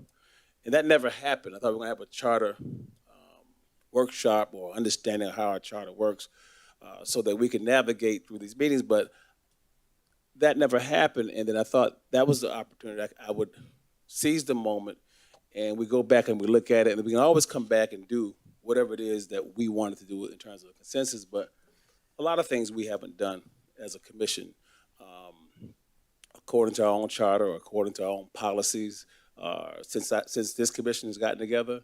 And I think now it's just caught up with us. But I really do depend on an understanding when I'm asking that question. And I don't think I got one then. And I don't think I just got one in terms of how we can open and close the meeting. And I do know one thing for sure, that if the mayor announced upstairs that we're going to close something and we're going to come back later on and open it up, then we've already given, and we've done this time and time again, the notice to the public that we don't have enough time to finish the conference and we'll reopen it later on for the CRA or whatever else there is. So I do think we can do that. I don't know about a city commission meeting, but we have done that. So all I want is clarity in terms of what we can and cannot do. I think I know the answer, but I'm not the legal person. I'm not the city manager. I'm not the city auditor. I'm not on the charter review board. But if we could somehow bring some sense of normalcy in terms of how we do things. And even when the scenario that Commissioner Moritas, or Vice Mayor, said, she has all these papers and that's how she does things. I think we all put the time in to study how do you come back and present yourselves. It could be via technology. It could be via a note from your aide. It could be via the notebook that Steve has. It could be via how I do things. And, we have to, I think the problem we're having now is we don't respect the dais and we don't respect the positions. I may or may not agree with you, Mayor, on some things, but I will always respect the mayoral chair in this office or any other office. That's the respect that it deserves based on how this country came together and came up with laws and understanding so that we wouldn't have chaos in public meetings. But if you just erode the fabric of what this country was built on and the order that we sit here and we put things into promotion, 100 plus years went into how do you conduct yourselves. But sometimes, personally, I may want something, and I may navigate a different way than you or the others. That's okay. I, too, don't care about resolutions. I express myself, but yet and still this commission, when I say this commission, I mean all of us, we found a way to come back and try to force resolutions on someone else's will, and if I don't want to do it, it's not in our charter, I don't have to do it, then I shouldn't be put in that position. You even created a box, or boxes, for how you vote. I'm not going to participate in that until a charter or to a law says I have to do it. And I think when the vice mayor walked out of the room, I was put in a position to say that I had to vote, and I think the city attorney again opined saying that if you're present, you have to vote. So I walked off the dais. I didn't leave the meeting, but I walked off the dais because I didn't want to participate in those processes. But again, I think it all comes back to courtesy and respect. And I think we have just lost our way in terms of that when we're trying to get what it is that we want. If we want the city auditor, we can get him. We could have got him tonight or 2 weeks from now. All I wanted was an understanding as to if I was doing it the right way. And I mean, I might have gave you another vote for it or might not have, but at the time, I didn't feel that it was appropriate based on the subject matter that we brought up in terms of the investigation to navigate down that road. And it would have been nice for you to stop us. Hey, you guys have to stop this, close this meeting, let's figure this out. But we don't get that because you said, let me take a stab at it for the interpretation. And that bothered me. That when you said, let me take a stab at the charter, that concerns me. And I'm not trying to take anything from your legal privacy or anything. I'm just saying, at the moment that we needed it, you took a stab at it. That's not what I'm looking for. When I'm looking for an understanding as to whether or not we're doing something right or wrong. So I just wanted to add that to what you were saying. And maybe together we can have a public notice where we get in a room where we just have a lemon squeeze or whatever it is so that we can get back to the foundation of the fathers who built the city on rules, on law and order. And I can be guilty sometimes too when I'm trying to persuade or get my way. But most of the time I stay out of the way of this commission because we don't always see eye to eye, but that doesn't mean I don't respect the chairs or the procedures here. But sometimes we deviate from our own procedures. And I just want to add that in that particular, that's all. All right, so couple things. And I still want to do my report. Okay, But I don't normally do. Once you finish, then. No, but no. All right. So when it came to the resolutions, I think that the resolutions, certainly they were done during the time before the gavel hit to conclude the meeting. So they were certainly done at the appropriate time. And so I think as each resolution was presented, that's an opportunity for anyone to really ask for explanation, support it, not support it, and I guess perhaps it would always be great if we had the luxury of having the ability to study things for a long period of time, but I do recall they were time sensitive. In fact, we heard back from our state representative, Chip LaMarca, in response to one of the resolutions indicating that the matter had already been voted on by the time he had gotten it. So I don't think the city commission acted inappropriately in terms of a commissioner presenting the resolutions. We certainly had the opportunity to deliberate on them, and if someone didn't feel comfortable voting on them because they didn't have enough time to review them, that would have been the time to just say, I can't support it, and you vote against it. With regard to, But that would say I'm voting against it. That wasn't my point. I wasn't voting against it. I just didn't have time to even read it to understand what I was even thinking. I get that, but if you, and there are times when I don't have the ability to, like, we're gonna be discussing something tonight, and, we may not have all the information, so would I support it? I can't support anything that I don't have all the information on, right? So the option is to just vote no, unless you feel comfortable enough to vote yes. So, Well, I thought the conference was the time when we discuss things and try to understand, and then the nighttime is when we vote. I don't dispute that, but like I said, my understanding was there were time-sensitive issues, that the legislature was voting on things already, and the city commission, there was a commissioner, Commissioner Glassman, that presented these resolutions, knowing that they were time-sensitive, and we could have denied them all and said, hey, you know what, we're not ready for this, let's not take any action. But the majority of the commission did something different, they voted for it, and that's how it ended up. So I don't think that we did anything to violate the constitutional order or the democratic process of this commission. Yeah, but I think. Wait a minute, let me Hold on a finish. second. I think I'm gonna hit your point. I think you're absolutely right, and I think you're missing our points, which is the majority did move forward. Right. But if I have a way I want to deal with something, just out of courtesy and respect, I should be respected, not forced or coerced into trying to pull me into that consensus. That's done through debate. If we debate it and I lose, that's different. We But could have if you sit and debated. say, We could have debated you're it that night. supposed to vote, and we got a legal opinion from the lawyer that I'm supposed to vote, that you put me in an uncompromising position, which I've expressed years ago that I do not participate with resolutions.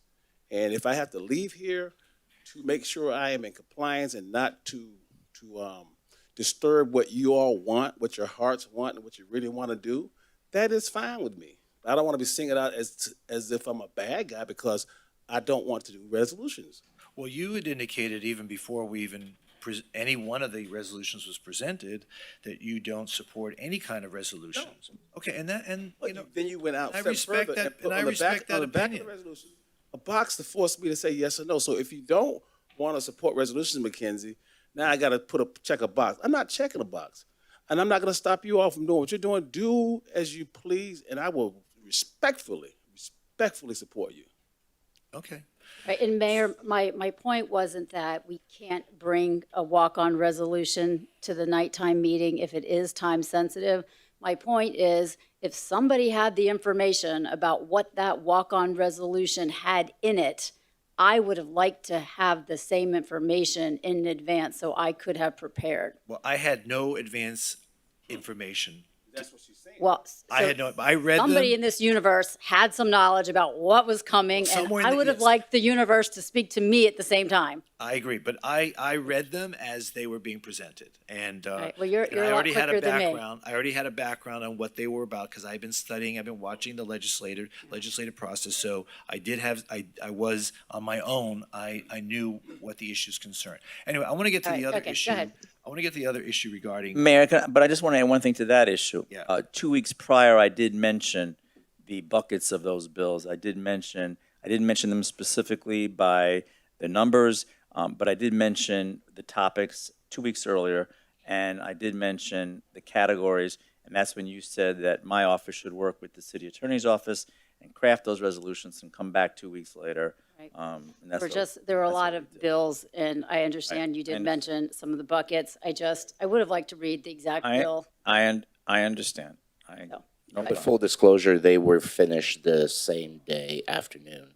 Right. They were voted on. So I did not have an opportunity to give you advance copies because they were at the last minute. Right. I mean, even if like I said, if I had an hour, like in between that dinner break or something, I could have pulled myself together enough to have a conversation that made sense. No, I understand, and I hope next time you'll have the opportunity to pull yourself together. I hope I do too. Yes, I do. Yes, I do. Now, the other thing with regard to John Herbst, if you feel there was, and again, I take my cue from you, Alan, if you feel that there was inappropriate procedure in which that vote was taken. I have absolutely no problem in making that an agenda item and bringing it back up, and then we can discuss it, and there can be public comment, and we can have the whole 9 yards here, and we can still make our decision then.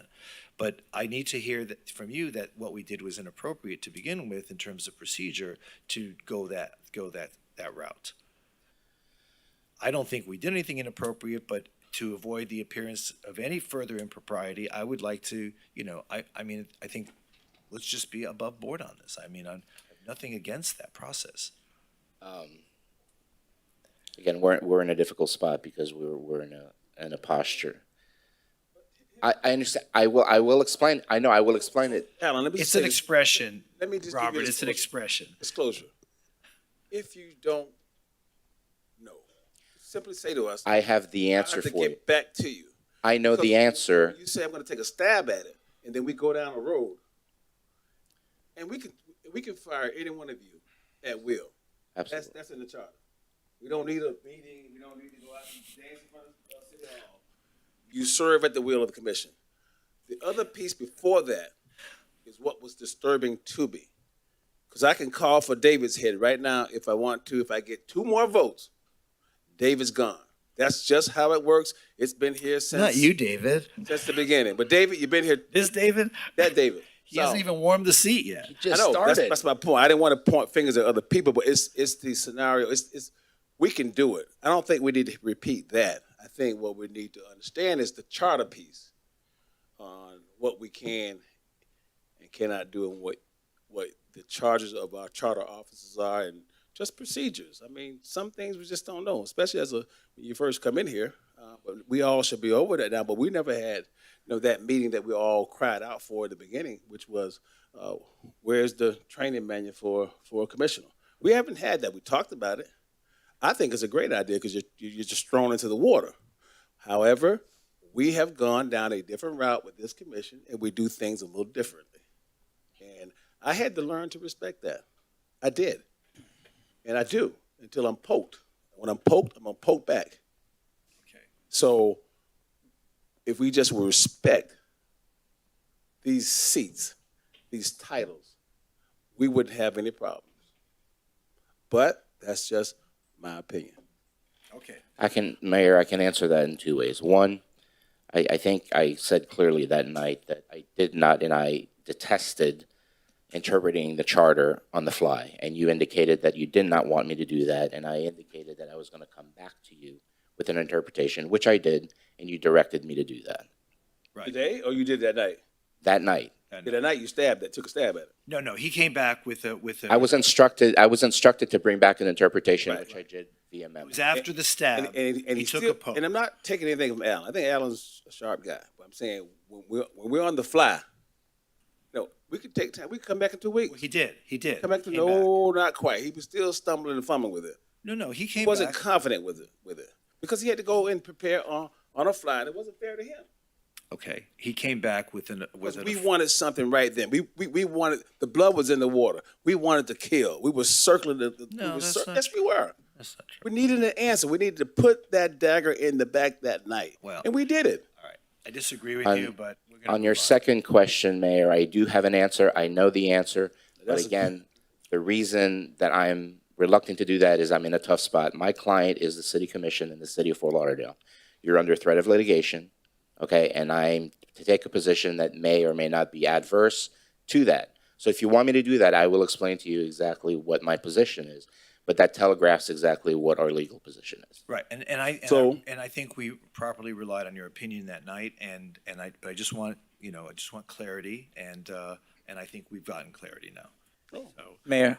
yeah, Now, yes. I'm sorry, but because this has been brought up by the Vice Mayor, but what I am concerned about is, I think we need to, because this is the only time we can all talk, we need to ask the city manager ways to move forward now. I mean, there was an action taken, and now we have to make sure that there's a process in place moving forward in terms of the position of the city auditor and how that gets filled, because that comes under the purview of the city commission. But we can't talk unless we're in a meeting, and I'm asking the city manager now to tell us what are those ways forward. That's what I'm concerned with right now. Okay. Can I just add something to that? I think if we have this workshop on the charter, we'll get our answers. I really do. Well, the workshop on the charter, there's a lot of issues that the Charter Review Board I could get, take but now we're being picky. I'm saying I think we'll get the answers on what the roles of these charter officers are. Yeah, what but they he's can and asking. cannot I'm do. discussing the He's replacement asking of the what's the city next auditor. steps now that That's to me, that's simple. That's cut and dry. It is. Well, that's what They he's serve at asking. the will of us. No, and I'm then- not talking about that. Come on, and then we can pick the next person. Okay, but that's his No, question. but I'm talking about the I'm sorry, my process of, bad. I'm talking about the process. I heard process and I got of excited. picking the next person. I heard process and I got excited. Don't get excited. I'm talking about the process. I'm sorry.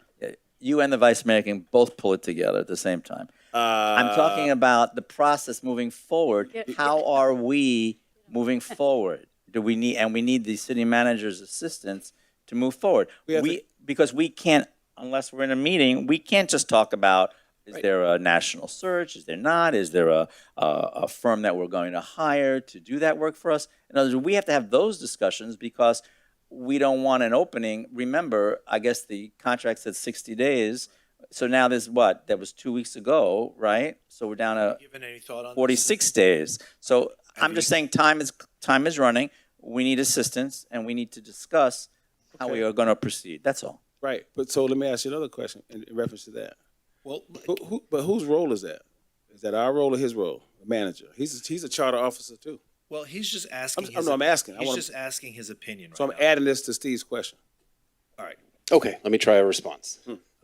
We could do a couple of different things. One is I haven't moved forward doing anything because you are absolutely correct. It is not my decision who the next city auditor is. But I presumed at some point that you would come to somebody and say, we need help in moving forward.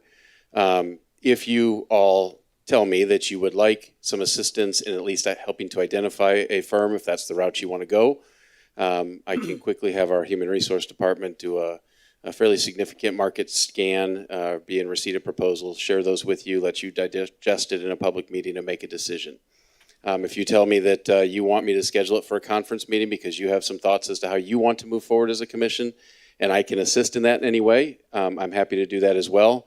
But you're right, it would be inappropriate for me just to start charging down a path thinking that I knew what you wanted to do. But if you tell me this is what we're thinking, and I can get some sense of building to a consensus like I do, Do you have any then ideas? I'll help move forward. I have some ideas. Wait. Do you have any recommendations that you'd like to give the city manager as to the approach you need to take? No, I think that he mentioned it, that he talked about dealing with a firm that deals with this, and there are people that specifically work. So a search firm, dealing- you want him to engage a search firm? That are people, yes, that are specifically for auditors, correct? There's a group that does that work. There's a group that, there's specialization. Right, I'm just saying, I think we need to rely on the city manager to assist us, because we can't do this on our own, and we can't do it together unless we're in a notice meeting, so that's all. Okay. So to add to that, I don't won't think we deny- need to rely on him. I think we need to give him instruction because he's a charter officer too. We have to give him instruction of what we want, either a national search, the consultant, or do we want to come up with names? We have to tell him what we want him to do. That's what I we know, just but that's did. not what we just did. And he admitted because of my question that I'm right, that we have to give him direction. Which is exactly what we're doing. At the end of it, Mayor, I'm not disputing you, but you're getting into the weeds. And all I'm saying is that we give these charter officers too much authority over us. They're to be at our disposal, and we give them direction. We often sit up here and say, Alan, what do you think? We put Alan in a very uncomfortable position. We have to give him direction, give him an opportunity to get back to us with an answer. I do it too, but I do it because I do not want to get the wrong opinion legally or the wrong answer because I depended on them at the spur of the moment. So, Mayor, if I could Yes. add to the discussion. So just sequentially, I think it'd be helpful if we asked Alan to work with the city auditor to come to, kind of a finalized agreement from employment standpoint and, severance and just put all that stuff together contractually. So I think that's an important next step. That's part of the process. Great. But we So still need to answer the first question, which is, have we given the city manager direction as to, I guess we're saying, please make a proposal to us? I see these as two different things. I see one as tidying up what we are closing, and I see the second thing is, how do we move forward? Well, I think on tidying up, that would be Alan's job. That's not me. Right, that's Legally, the city and we attorney. don't touch that. I think, I would just say here tonight to my colleagues that I would like to see a national search, and then if another one says it, and another one says it, and another one says it, we have a consensus to move in that Yep, direction. I agree. Fine. Yep. That's what I would. So, great. So again, sequentially, I think it's Alan working with the city auditor to, complete. I'm not going to participate in that one. That's a legal matter. I'm going to participate in. I'm not talking to you. Charging you. I'm not talking to you. But I know, Ben, but you're not listening to what I'm saying. He's talking. I'm not going to participate in that one. Great. Don't. I'm not going to participate either. I see this as Alan and John working together. So is that Correct, fair? and ultimately, whatever we come to, you, of course, will Right. have to approve. Perfect. And as we talked about, I mean, my preference is for, full appropriate severance and so forth for the city auditor. So that's my perspective, because I think that's important for us to mention, because we could say, for example, no, we shouldn't give severance. So No, it's part of the contract. He has a contract. It's contractual. We're I obligated. just want us in agreement. Yeah, I don't want to publicly. John, go ahead. We're obligated. Go ahead. John, I wouldn't answer I'm that. sorry, are you suggesting you're not paying me my severance in accordance with my contract now, that you have a right not to do that? Did I Please just don't. understand that correctly? Commissioner, don't respond, please. Okay. We're past severance, okay? Great. Because of my filing of a whistleblower complaint, we left that in the dust? Okay. Thank you. So I think We'll Gordon Allen, try to work work together, something out. Yes. amicably. Chris, moving forward, the great. search. Yes, what I would intend to do is to get some proposals from reputable companies, and I'll bring those back at the conference meeting, at the next meeting. I'll have probably a side-by-side comparison, so I'd want you all to see that you had more than one option. Let you digest that, and if you have one that speaks to you better than the rest, then I'll bring them in and we can move forward with interviewing and establishing a contract. Great. Then the other question I would have is the length of that search, and that search I'm guessing will take, I don't know, several months, but if John leaves, whenever that happens, and the search is still ongoing, naming an interim or how that works. That would, again, be up, do you want to take that or you want me to? Yeah, you don't. We've discussed that a bit. You don't have to name an interim. Okay. The only aspect is obviously there's a gap in audit services at that point. So if you do want to, you can put somebody there, interim, an individual. If you want to look to a firm to do some auditing work in the meantime. The one aspect is you would need someone, because I don't know, as an assistant auditor 3, and there's a couple of them at least, whether they have the ability to manage that office, because you do have employees in the office. Right. You would want to have somebody sort of be the go-to person with regards to running that office. As to services on the dais or anything else, there can be a gap, not a huge gap, but so that's your choice. You can appoint someone, you could do an interim, or you can have those services done temporarily by someone on the outside from a contract perspective. Okay, great. So we can kind of You're pretty much cross open that. an option, yeah. Yeah. So kind of opportunities there. Okay, great. Can I just ask if we feel like we have anybody in the city of Fort Lauderdale who could fill in, John, if you are not here anymore? Certainly, Vice Mayor. So as I've stated to all of you previously, I had hired Megan with the intention of mentoring her over the next year and a half or so in order to provide at least somebody that I thought would be an outstanding interim and potentially a future city auditor. She's prepared to step in and take on that role. She has the qualifications as a CPA. She worked for the Palm Beach County Inspector General's office and would have my full support in doing the job. So if you were looking for somebody internally, that would be the interim. She'd be my recommendation. Okay. So I don't know how officially we can make that happen. I guess John would have to separate first, and then we would have to discuss this at a night meeting, because I'm sure it's a vote. Well, Yes, you're talking about not doing the search and just, No. Yes, doing a search, but I Yeah. think the search will take a while, and I think I would prefer to have an interim as opposed to an outside counsel just being on standby. And if John feels like, Megan's a qualified candidate, Megan's available and willing to do well, it. that's not a bad idea. I mean, So the interim would have to be appointed by resolution, would have to Not a follow. walk-on. Go ahead. Right, at night, preferably noticed. And obviously following the succession, of Mr. Herbst. So, you'd have to do that in sequence, but it would be by resolution. Okay, so that would be that's what I would like to consider if we have that opportunity. Okay. In the future. I think that makes, maybe she can come and talk to us at some conference meeting. We get to introduce herself and, let us know she's interested in the position, and we'll go from there. And we'll allow her to apply for the permanent position. Okay, Commissioner Glassman, do you have any further commissioner reports? Let's see. Thanks, Mayor. Really very quickly, hold on one second. Well, several of us actually, Mayor, we did attend the Fort Lauderdale Chamber of Commerce 112th annual meeting. It's amazing, 112th annual meeting.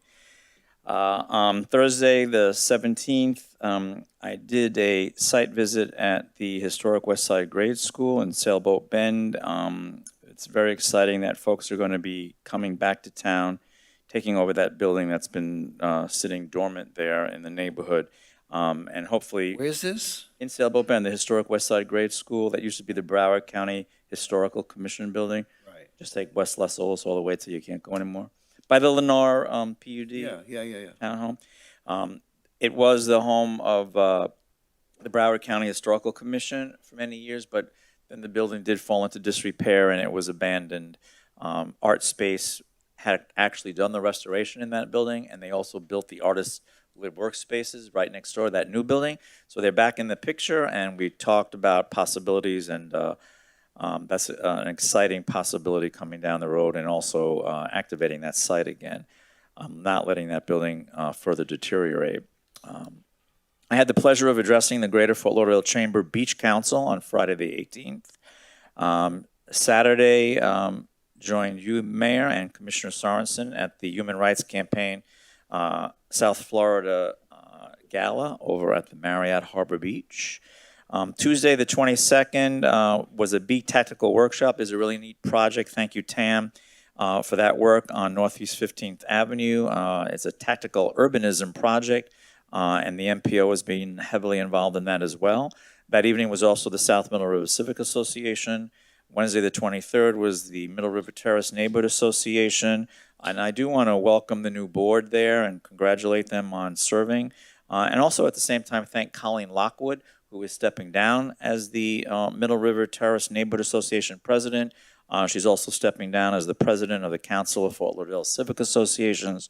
So I wanted to thank Colleen for all of those years of service for both organizations.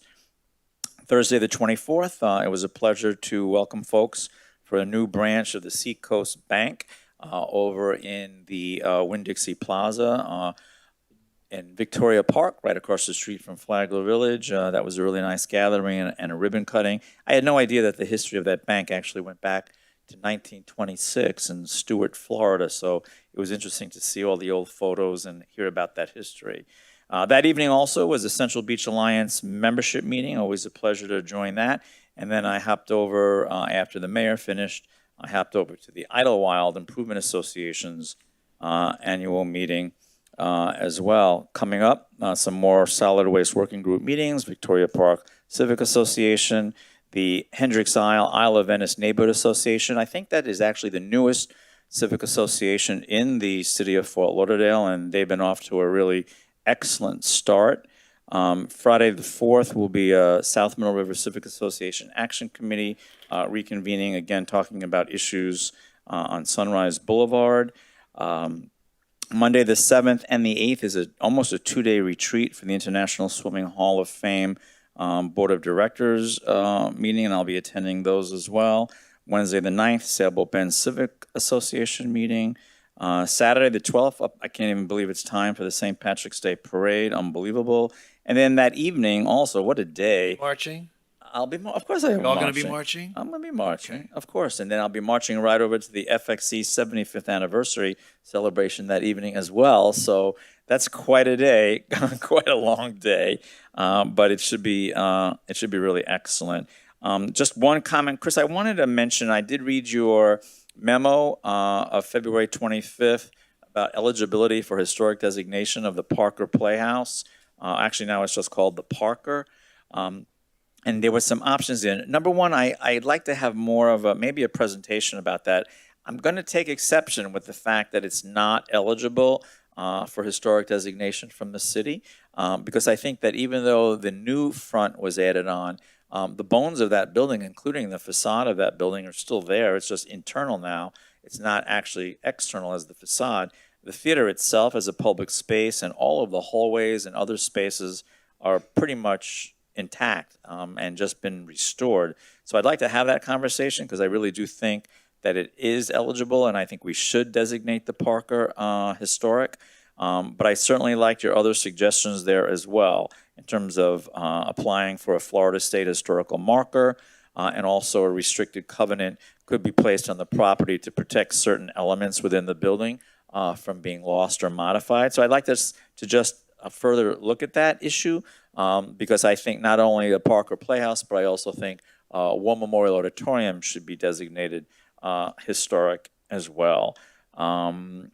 Which also reminds me, I know that we talked a couple of meetings ago about staff reaching out to the GSA about possibilities of historic designation on the existing federal courthouse. Have any of those conversations happened? Anthony too. So as Anthony's coming up to answer that, I'll tell you that I do send out a lot of memos, and I wish I was as smart as some of those memos made me sound.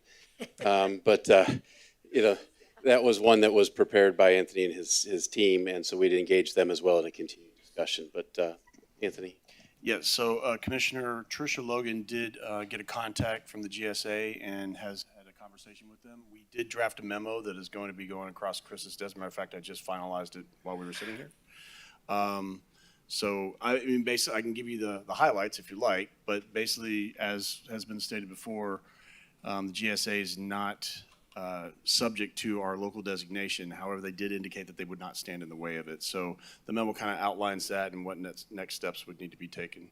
Okay, well, that's excellent. Also, I know that it has been brought to our attention in the past that there is some federal language about respecting historic structures. Yes, that's in the memo as well. So they put some sort of restrictive covenant on the disposition of the property if it meets the requirements of the preservation, the federal preservation requirements. I can't remember what it's called. I'm sorry. Okay, so I guess that would all be factored in if we did a local designation on the. That would happen anyway. Anyway, okay, well, that's all good information to have put together, because I think we do have to move forward with historic designation on the courthouse as well. So I look forward to that. And then lastly, what did I have? Oh, yes. And Chris, at some point in time, I would love to see us resume our conversation about paid family leave. We talked about it a long time ago. Then we had another report about it, and I just think it's time to take a look at that. That's it from me, Mayor. Thank you. Okay, Commissioner Sorensen. Yeah, thanks, Mayor. Chris, where are we with Joint Government Campus? What's the latest? So we've scheduled for it's a meeting scheduled for next week. I think it's middle of the week, where our team will come together with the outside counsel to review this RFP on almost a line-by-line basis. It's scheduled for, I think, 4 hours. So that I hope that we can, anything that goes longer than an hour is sort of a meeting not worth having to me. But if it's going to go for 4, then hopefully we get to a point that the RFP is ready to be released and we can start to look at the next UDPA date to have the commission and the commission come together to do that. But that's the next, that's the most immediate thing on the horizon. Okay, great. So let me just add to that, though, because I'm getting very concerned about what's going on there. Because, for example, when we last met last summer, we were supposed to have the RFP out by August of last year. So we made inquiry, we continue to make inquiry to try to find out, what's going on. I have met with Alan Cohen. Alan Cohen was here a few weeks ago. A memo was issued by his office indicating an update as to what the status was on the effort. I'm still concerned that we're not making any progress, any measurable progress as we go along. So at some point, I think the commission is going to have a discussion regarding this to see, what is our interest in continuing with this effort, because we're not getting any clear indication from the county as to what their timetable is.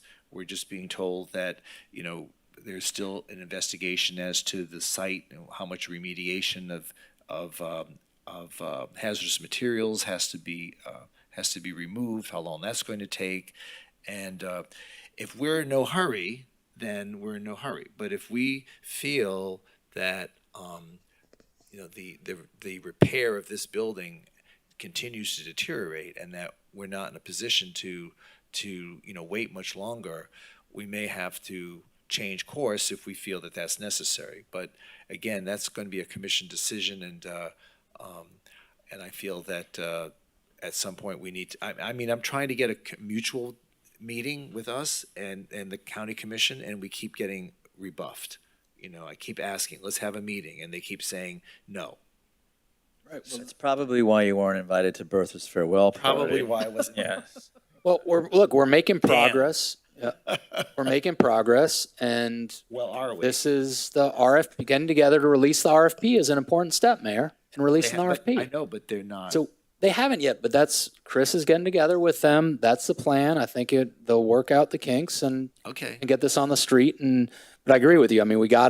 Time is of the essence on this. I think we've got to keep moving. And so, Chris, anything you can do or we should be doing to keep pushing forward, let us know. Will do. I'll report back after we meet next week. Okay. Thank you. All right. Great. Thanks. Chris, I got a question from American Rescue Dollars allocation. Is anything going or can it go to telecom, fiber, Wi-Fi? I'd have to look at what the guidance is for this second step. Okay. Set of money to be able to answer that question. But if you could check answerable, I just can't answer it right now. Okay. Great. And John, how are we doing on the cryptocurrency analysis? Is that almost done?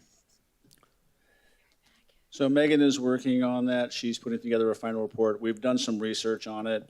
I can tell you that the research indicates that it's a lousy idea. It would be foolish to embark on a plan of utilizing cryptocurrency. It is not recognized legal tender. It is utilized by bad actors throughout the world. There's a suggestion today that the only way that Russia is going to continue to participate in the global banking system is through cryptocurrency. So my recommendation, without even doing a report, is that we abandon any thought of utilizing cryptocurrency in any way, but she'll be preparing a white paper for you. Okay, great. When do you think that'll be ready? I'll defer to Megan. Megan? Sorry. She said next meeting. Next meeting. Okay, great. Thank you. That sounds good. Great. Next topic is, so we have a new Brito sculpture in Hardy Park. I don't know if y'all have seen this. It's really neat. Was it donated to us or did we purchase it? Someone purchased it. Donated. Was that donated? Yeah, exactly. So y'all have seen it. So great. I've seen it, and I think Jay Schechtman is trying to set up a time to dedicate it with the artist. Right, exactly. So that's what I wanted to kind of nail down. So, well, he's got to nail it down now. He's given us some dates in April, and now he's going to speak to Mr. Brito and see when he's available. Yeah, but that's what I have. That's why I want to kind of get specific. Date? Yeah. I just want to make sure we're. He sent us the 19th. 19th through the 22nd. The 19th is a commission day. Yeah, so I told him it can't be the 19th. It has to be the 20th to the 22nd. So, but he hasn't given us a date yet. Right. Okay, so but that's I want to weigh in too for my calendar too. So that's why. So he hasn't given us a date. Okay. He's given us a series of dates. So he said 19th to 22nd. So for example, I'm not available on the 22nd. So only days I could do it And you're not available on the 19th. because we're doing commission Commission meetings, day. right? So it's either the 20th So or it's the the 20th or 21st, it sounds like. Is that, Let him know that. let him know, 20 or 21st, Vice Mayor and What are Commissioner? we talking about? I'm sorry. I try not to leave you guys, but Yeah, yeah. give me an it's update real all good. quick. Where Yeah. are we? So someone donated an outdoor sculpture of Romero Brito. Oh, yes. To Lovely. Sorry, Okay. one of our arts, one of our park spaces. And Jay Seckman is trying Okay. to get the artist to come to Fort Lauderdale to That's participate on in a the weekend? dedication. No, it's during the week. Okay, you said the 20th. That's The 20th of Is a weekend. April. The Wednesday, April 20th. oh, we're on April. Okay, Wednesday, April 20th or Thursday, April 21st. I'm here on the 20th. I'm here on the 21st. Yeah, sounds great. Okay, Not before 1, please. not before 1, yes. Kidding. Uh, Actually, I'm not kidding. Or after 10. Or after 10. I have prime hours, 1 to 10. Then, So what has been decided here? So, Nothing's been decided. Nothing. He's just Okay. announcing that this is the range of Hey. dates and that we should be prepared if we could. Well, the reason to make ourselves I asked available. that is because I believe the date, based upon communication I just got from Parks, is that the date has been set for the 20th at 1 o'clock. April? That's been confirmed? okay, that's I don't know. news to me. Great. I mean, that works for me. That's why I want to bring this up. I'm surprised Looking at Jay Phil, hasn't is that- told us that. If he did. Phil, Phil, is the dedication of the Brito been set with Mr. Brito to be the April 20th at 1 o'clock? 28th. Yes, I received a notification this afternoon that the, Mr. Brito will be there, also the donor's going to be there, and I understand that they worked with your offices, and that the 20th at 1 o'clock is when it's going to happen. Okay, that's Wednesday, right? So that's Wednesday. Okay. They must have got the 1 o'clock memo. Good. Okay, great. Perfect. You got it. Okay, great. That sounds great. Thanks, Phil. So that's great. Okay, that's that. Mayor, I'm guessing you all had this experience too, but trash yard recycling pickup has been irregular for a bit these last several weeks, and a lot of residents in District 4 at least very concerned and frustrated, and so we've just been working on that. I was talking with Chris about this, and Chris was relaying that due to staffing shortages, that the contractor, but I just wanted to bring that up, and May I speak to that? 'Cause yeah, sure. I don't think it's just District 4 because 2 meetings ago, I brought it up. And then I got the same response from the city manager, which was they are experiencing this driver shortage. Correct. We're still writing a check. So we expect services. And I thought that's how we were going to go back and approach it. I'm not trying to put you in a position, but ironically, this week, I know we didn't get trash pickup, especially in the northwest section because of the Sis Trunk Festival. The trucks couldn't get through. But when they picked them up the next day, all the garbage cans were thrown on the ground.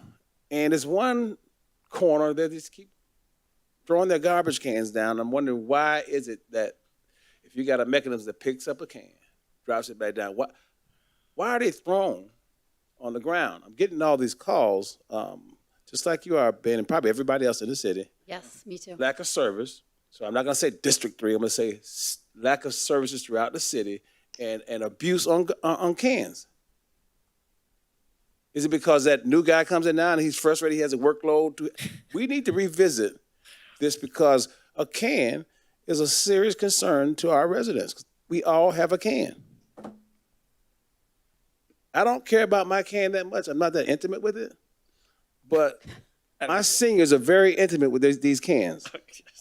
So much so that when they came up with accepting the contract for the cans, they put an ordinance in there that says if you don't retrieve your can by sundown that day, it's a $5 fine.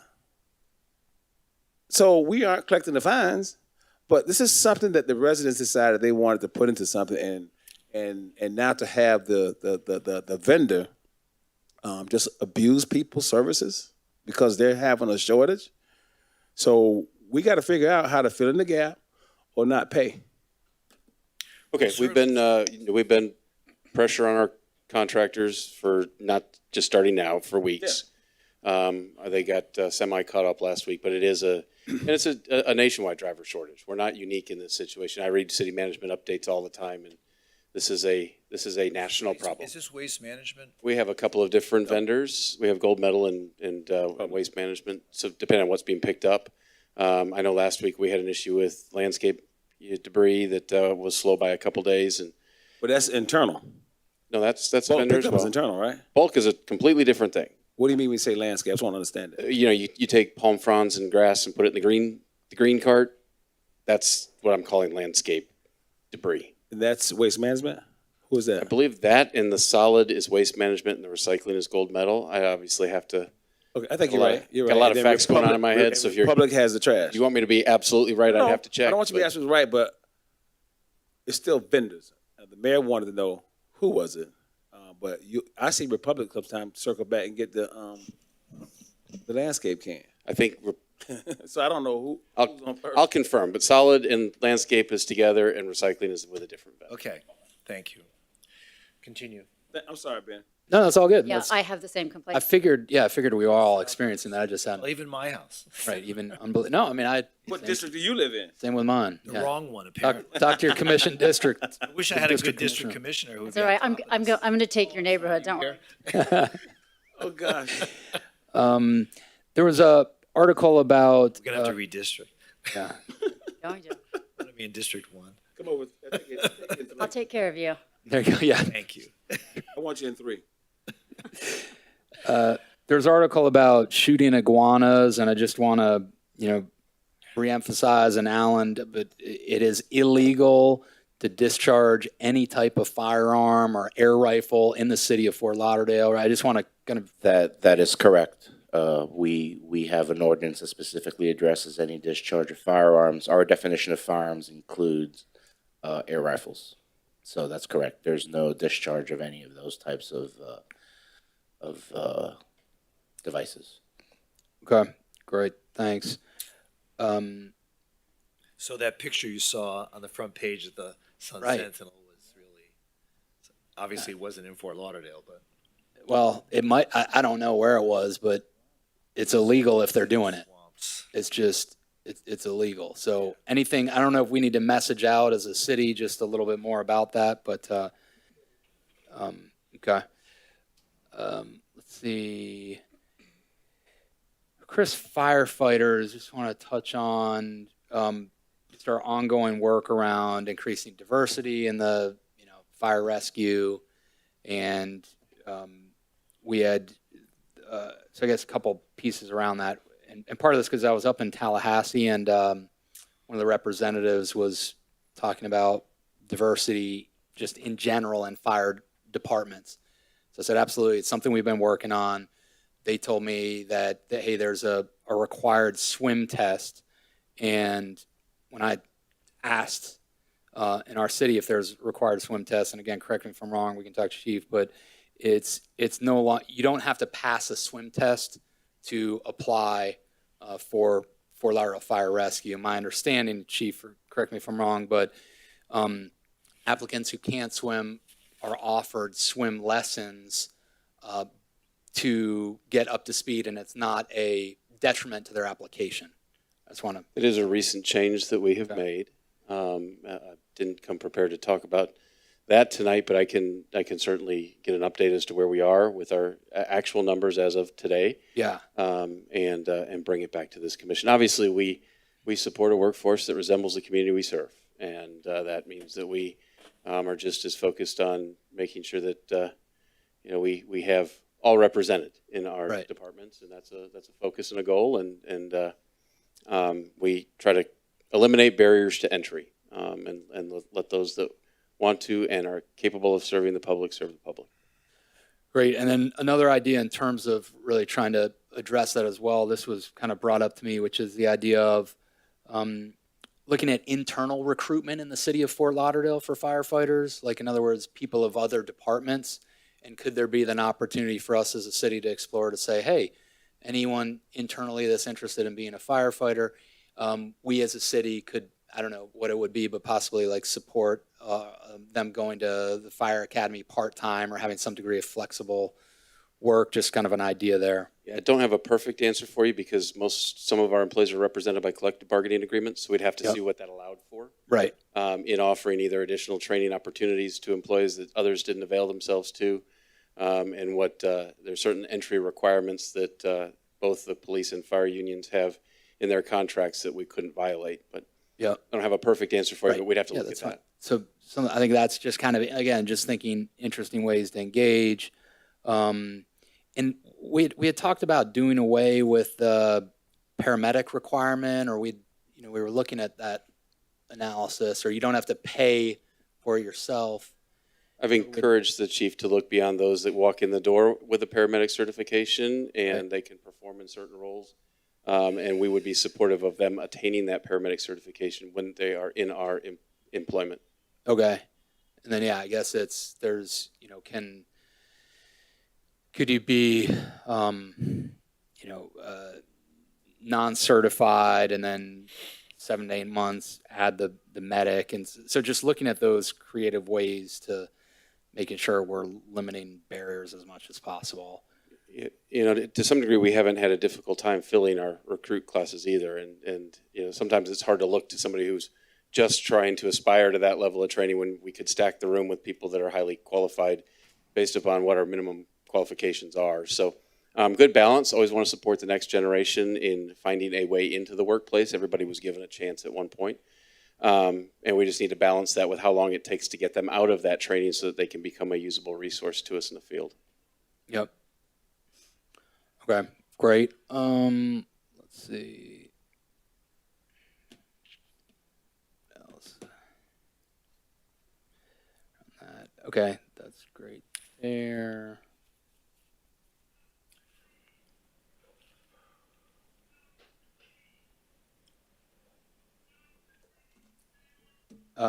And just, I think there's just generally some people that are voicing Okay. their opinion on saving things. and Save our park. right, There's, John, just to be clear, I wasn't threatening. I was saying I want to ensure full severance was what I was suggesting. No, I heard you quite clearly. Okay, let's not I was saying ensure full discuss this, please. made a mistake. No. Great. So ensure full severance was my intention. Sorry if I misspoke. John, that was not my intention. It was to ensure full severance and make sure that the city attorney would work with you on that. Great. Thank you, Mayor. I think that's it. Okay, so let me just wrap this up with, Coming back to me, right? I never gave my report. I thought you already gave. No, I just gave an opinion about Heather's. Well, go right ahead. And I typically don't do reports, but because we were talking about processes and procedures, I found it interesting that last week there was an item on the consensus, which typically consensus go through unless someone pulls that particular item. And the item was, no surprise to you all, it was the Merrill's Park street lighting. And as we fumbled to try to figure out what really happened there and how we got there, and even you, Mayor, said you don't recall us talking about streetlights. I wasn't prepared to discuss that item that night because I didn't think I had to, because typically when we get there, something has been vetted for a very, very, very, very long time. And staff could not come back with facts and figures. And so we voted it down. And then I said I would bring it back. And then I saw it was on the agenda this morning, and I wasn't satisfied with where it was in terms of all of the information that we need to make decisions. But I've been working on it for 8 years. In 2016, I ran into a wall. The HOA president did not want lights. Residents started calling me. How do we get lights? How do we get lights? I engaged the city manager to figure out how do we balance this so that it's not one-sided. And the city manager, commission, neighborhood support, and one of the fellows at the time, Ryan Henderson, 2016, Well, we started in 15, but 16, Ryan went out and did a survey. The survey came back clearly said that the majority of the people wanted lights, and that's how we started. I had a friend of mine, very good friend of mine, who did not want lights. We talked for weeks. I said, hey, the majority has spoken. This is where we're going to go. And then we engaged staff to further go out and figure out what type of lighting, funding, and what have you. And even the commission in 17, I believe, it was an action item. And we moved on it. And in one of our meetings, the mayor then said that go and find the money. I think that was in 36. No, it wasn't. Hold on a second. That was in 17 or 18. I think it was 17. 17 it was.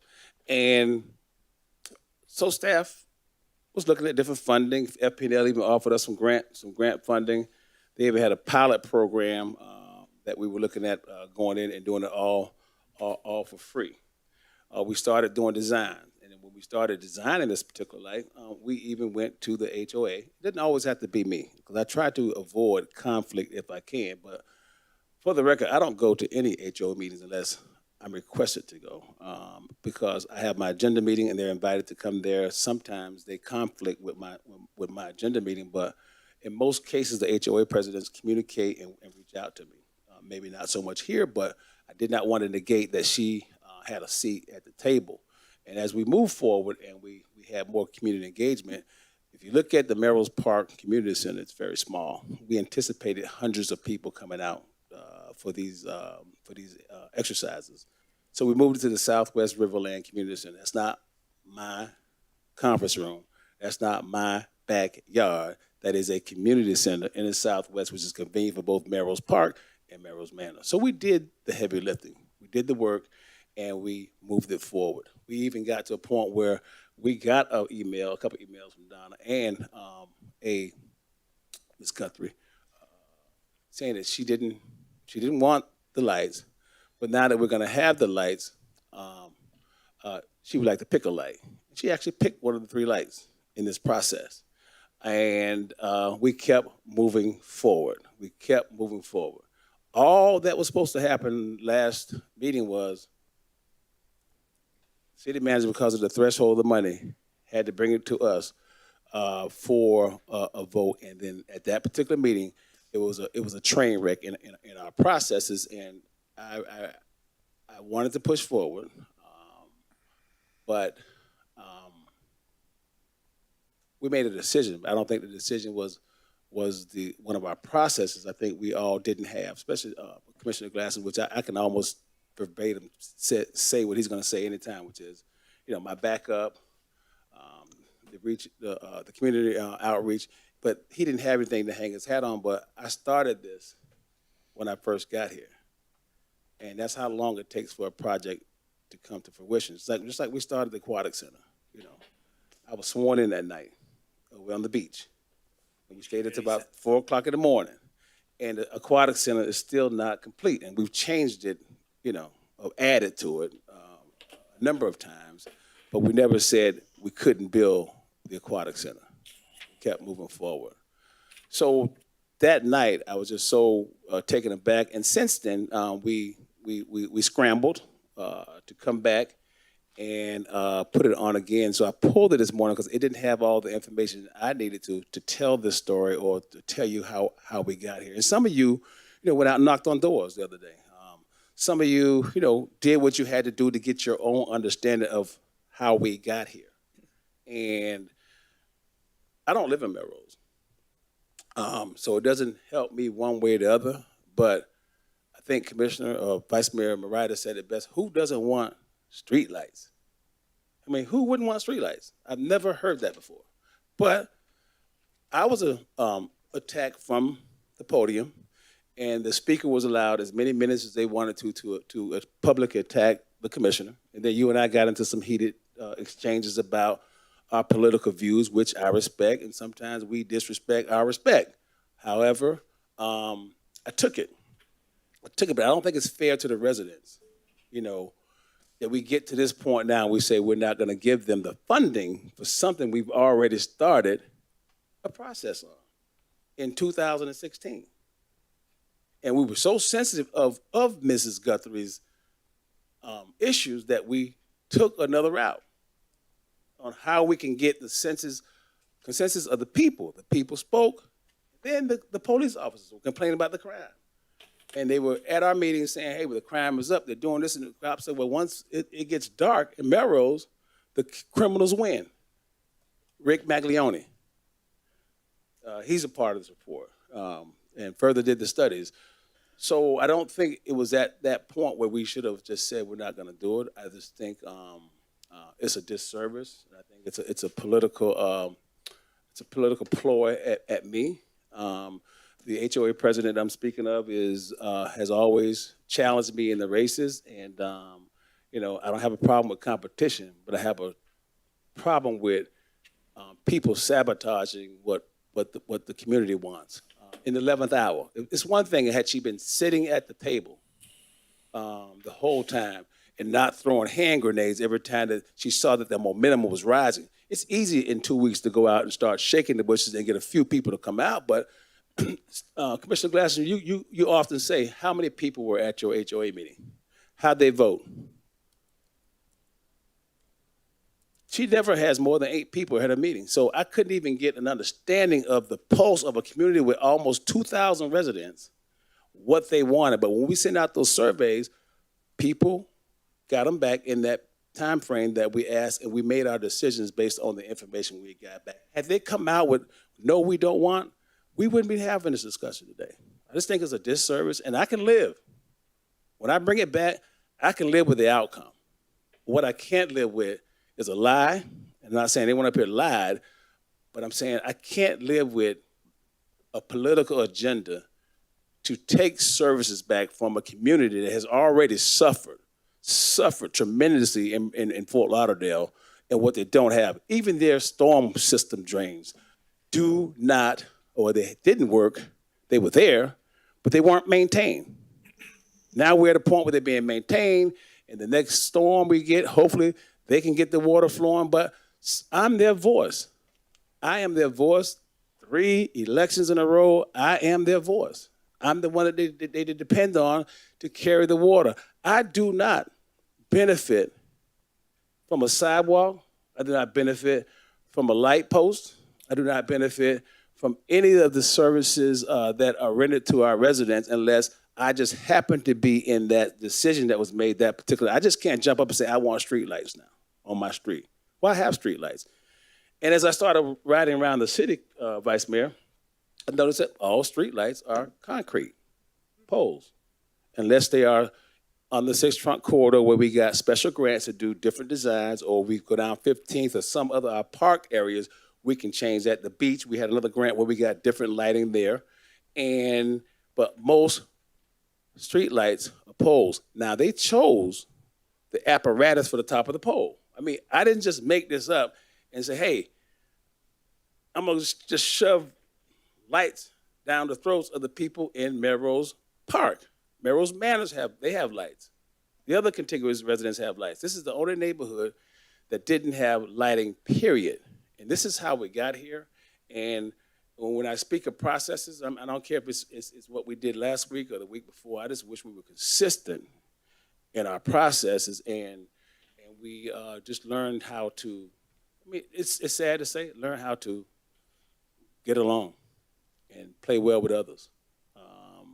It's one thing if I'm outside of here and it's a totally different issue, but in here, I mean, we have to do everything we can collectively for our citizens, for our residents. And I wanted to bring this up under my report because I don't want any actions taken on tonight. I will bring it back, but I just think the more you discover, and I can fly Ryan Henderson in, one of our fellows who would have made a great city manager before Chris, but we got the great city manager, Chris Lagerbloom.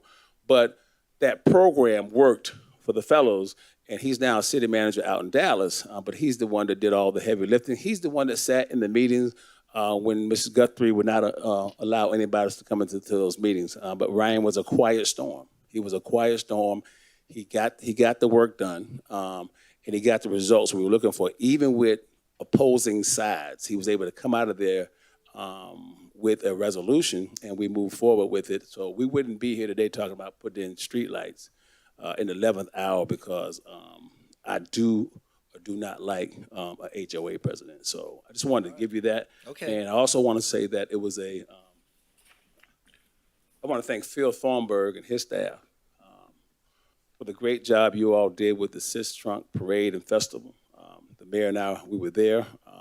He caught the parade and caught a little bit of the festival, and we often talk about how we speak to chairs, in the morning because the parade is going on. But that's our time frame to go up on the stage and introduce the commissioners so you all can get back to your days. We don't typically stay at events. We just cut ribbons and we keep going. But the Sis Trunk Parade and Festival, in my opinion, I think it was the best. I think it was one of the best parades we've seen in the city. I didn't think we could beat the previous year, but it's not just Parks and Recs, but Phil's department, all of the activities and events we do in the city, they put it on. I tease with Phil a lot, but his staff is numero uno when it comes to these events. And You've now challenged the Irish. Fire, police, Parks and Rec staff, and all the people that have helped me build this historic parade and festival. It's been around for 47 years, but for about 15 years, it left the streets. It went to Delaware Park outside of our city. And my goal was to bring it back into the city, cultivate it, and make it one of the premier events in the city of Fort Lauderdale, like our other events. And I kind of paralleled it after the St. Patty's Day Parade and Festival. And I think it's just as good. And I just want to thank police, fire, strategic communications, everybody that took part in this. I just want to thank you for coming out. City manager, I mean, just doesn't miss a beat. He didn't come back because his son took him to lunch and kidnapped him. But I'm gonna talk to Paul later on about that.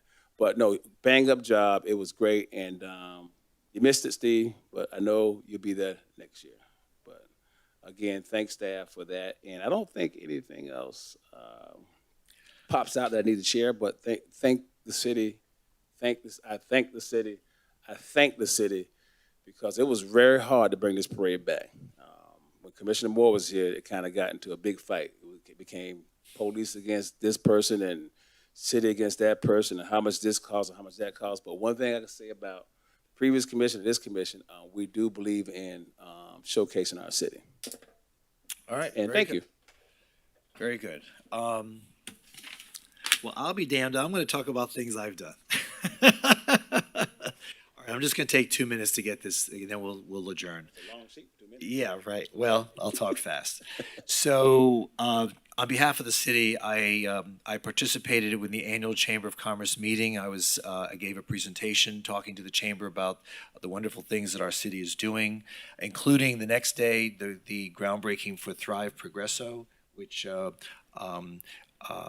I think is a great new addition to the rehabilitation of an area in Progresso. I participated in the Downtown Civic Association meeting. There were over 46 people participating in Zoom. Got to hear a lot of good stuff from people who show a good deal of pride of their city, for their city. In connection with our visit at the end of this month to the UAE, we were visited by members of the embassy who visited from Washington, D.C., talking about how we're going to make connections, trying to connect with money sources who are looking to invest in Fort Lauderdale. It's going to be a great opportunity for our city to see a new investment in many of the projects that we're looking to do here in our city.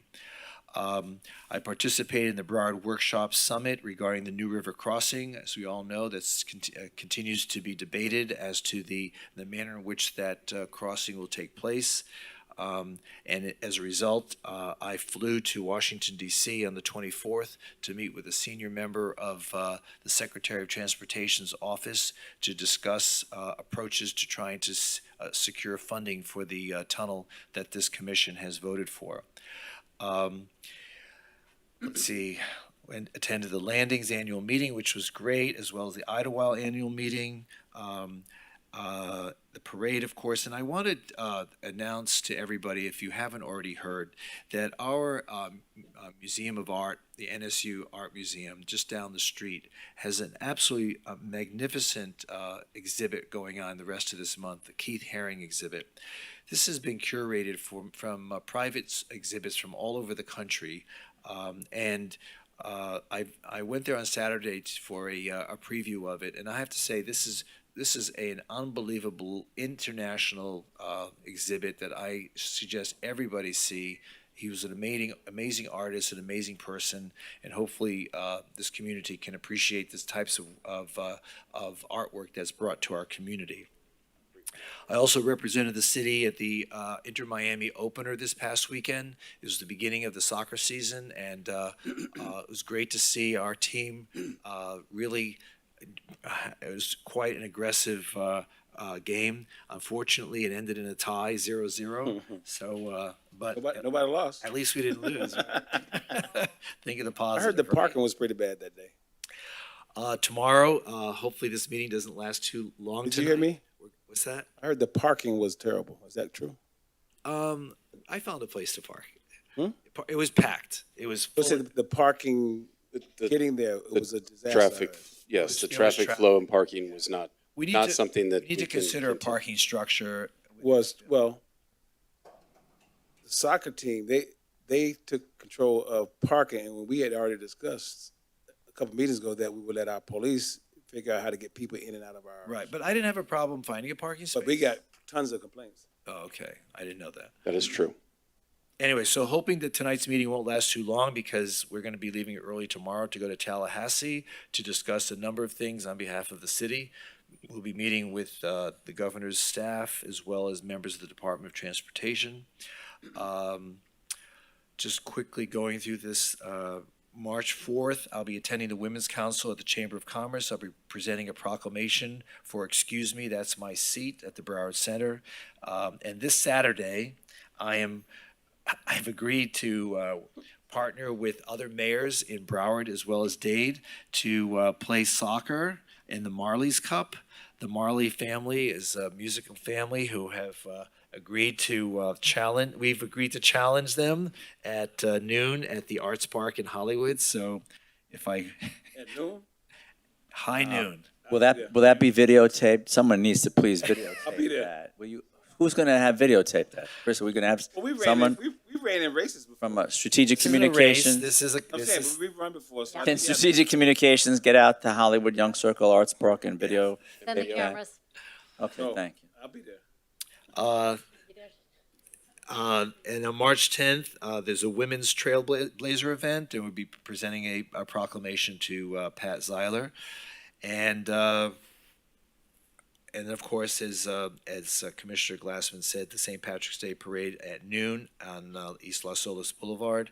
Really looking forward to that event. We were not able to have it last year, and we're really excited about being able to once again present it to the community. Anyway, that's it. I'm sorry, did you say noon? Is that what time we have to be there on Saturday? I don't know why I thought it was 9. Well, be there a little bit before noon. Isn't Okay. there a reception before?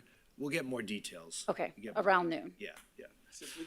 Any further business of the commission for the I've conference meeting? got a couple things that I do need to get to today. Sure. So just to maybe frame where we go in the next 20 minutes and then for you all to think, I've got one update I need to give. We need to try to fit OPEB in if you want to, and I've got 2 meetings that we need to do that are not public meetings, one with a court reporter, one without, that really have been putting off. So we're just going to have to, if you all will bear with me, we're going to have to continue to work tonight to get that done. If we start to 6 o'clock a little bit late, then we'll. Is that a shade meeting? One of them is a shade meeting, and one of them is just an update on union negotiations. Okay, so when do you want to do that? Immediately following the comment I'm about to make. Okay. I need So some. we're not going to have a break then? We probably will start the 6 o'clock a little bit late. If that's Okay. All right. I need some direction from the commission. One of your boards and committees, the Infrastructure Task Force, has reached out independent of the city to the Florida Department of Transportation for a presentation to their committee on the New River Crossing Tunnel versus Bridge. When I learned of that, taken a little bit aback by that, since this commission has already adopted by resolution what your desire is. And I don't know that one of your boards or committees at this point should be receiving presentations or attempting to weigh in on a decision you've already made. And so I look for your feedback there. If you're okay with that presentation to that task force going forward, then I'll allow it to remain on the schedule. If not, I will ask that be canceled. It was intended to occur next Monday. So do you have any immediate feedback on a board or committee receiving a presentation on a topic you all have already made a decision on? Well, we've already made a decision on it, right? You have. You've adopted a resolution. I'm fine with it. If they want to have a presentation. Yeah, that's fine. But the goal of the board is to advise you. There's nothing for them to advise you on. You've already made a decision. Well, that's true. So I don't know what the point is. And they should be seeking your permission to reach out to FDOT rather than do it themselves. And I don't know how they reached out to FDOT, To the how they district did that with Sunshine. Did they do that through the liaison or? No, the task force member reached out to the They really district should seek your secretary. permission to engage FDOT in that regard. And then this is really going completely outside the scope of what they're supposed to. So who again wants to make this presentation? So the infrastructure task force Yes. reached out to FDOT directly, to the Right. district force secretary, Right. and asked for the presentation. The presentation, to the best I can tell, has been granted, but it just didn't feel right to me that you all, as the decision makers, have already made a decision. That you're not attempting to. There's nobody that needs to try to influence you now. Like one of your boards and committees doesn't need to take a position, especially contrary to the position you've taken, much less try to advise you on a decision you've already made. Right. So, It's probably not necessary. I mean, Didn't the infrastructure task force see when we had the presentation from FDOT? I do not know. they were members here. Couldn't The they chair watch? was here. They probably didn't get what The they chair want. participated. They could watch the video. Okay, I don't Okay. see any reason. Okay, great. That's the only business I have for the conference meeting. If we could quickly just do the OPEB 2 items, they're very fast. And then as we're doing those, if I could just make an announcement to the room that the following 2 meetings after the OPEB meeting will be meetings that are not conducted in the presence of the public. So if you're not here on an unsolicited proposal, and if you are, you know who you are, or on an update to the City Commission in reference to union negotiations with the IAFF, if you would please find your way out of the room for a couple minutes, and then we'll welcome you back when we start the next meeting. Thank you. So the conference meeting is now concluded. Please call the roll for the OPEB meeting. Vice Chair Moritas? Here. Commissioner Glassman? Here. Commissioner McKenzie? It's not here. He's he Commissioner left. McKenzie? Commissioner Sorensen? Here. Chair Trentalis? Here. Hold on, let me get to that. Chris, this is not the closed door. This is OPEB. This is not, no. Are we going to do the closed door upstairs on 8? We're set up to do it here. We're going to do closed door here, so So you guys might BR want your food to come down. BR1, Other Post-Employment Benefits Trust Quarterly Investment Report for period ending December 31st, 2021. There's no action to be taken on that. This is just a report, correct? There's, It's just a report. this is just a board report? I'm sorry, I was answering. It's just a board report. This is Anyone have very any- simimer to the presentation that you had earlier today by the Right. Finance Department. This is just the OPEB side of accepting those things. Does anybody have any questions with regard to it? No. Okay. M1, motion to approve minutes for the December 7th, 2021 Other Post-Employment So Benefits moved. Trust Board meeting. It's been moved. Do I hear a second? Second. Moved and seconded. Please call the roll. Commissioner Sorensen? Yes. Vice Chair Moritas? Yes. Commissioner Glassman? Yes. Commissioner McKenzie? Chair Trentalis? Yes, and that is approved. Any further business of the OPEB board? No, there'd be none. There is no further business of the OPEB board. If you'll give us 3 minutes to clear the room out, we're going to start with a unsolicited proposal presentation to the commission. Just a very quick question. Thank you.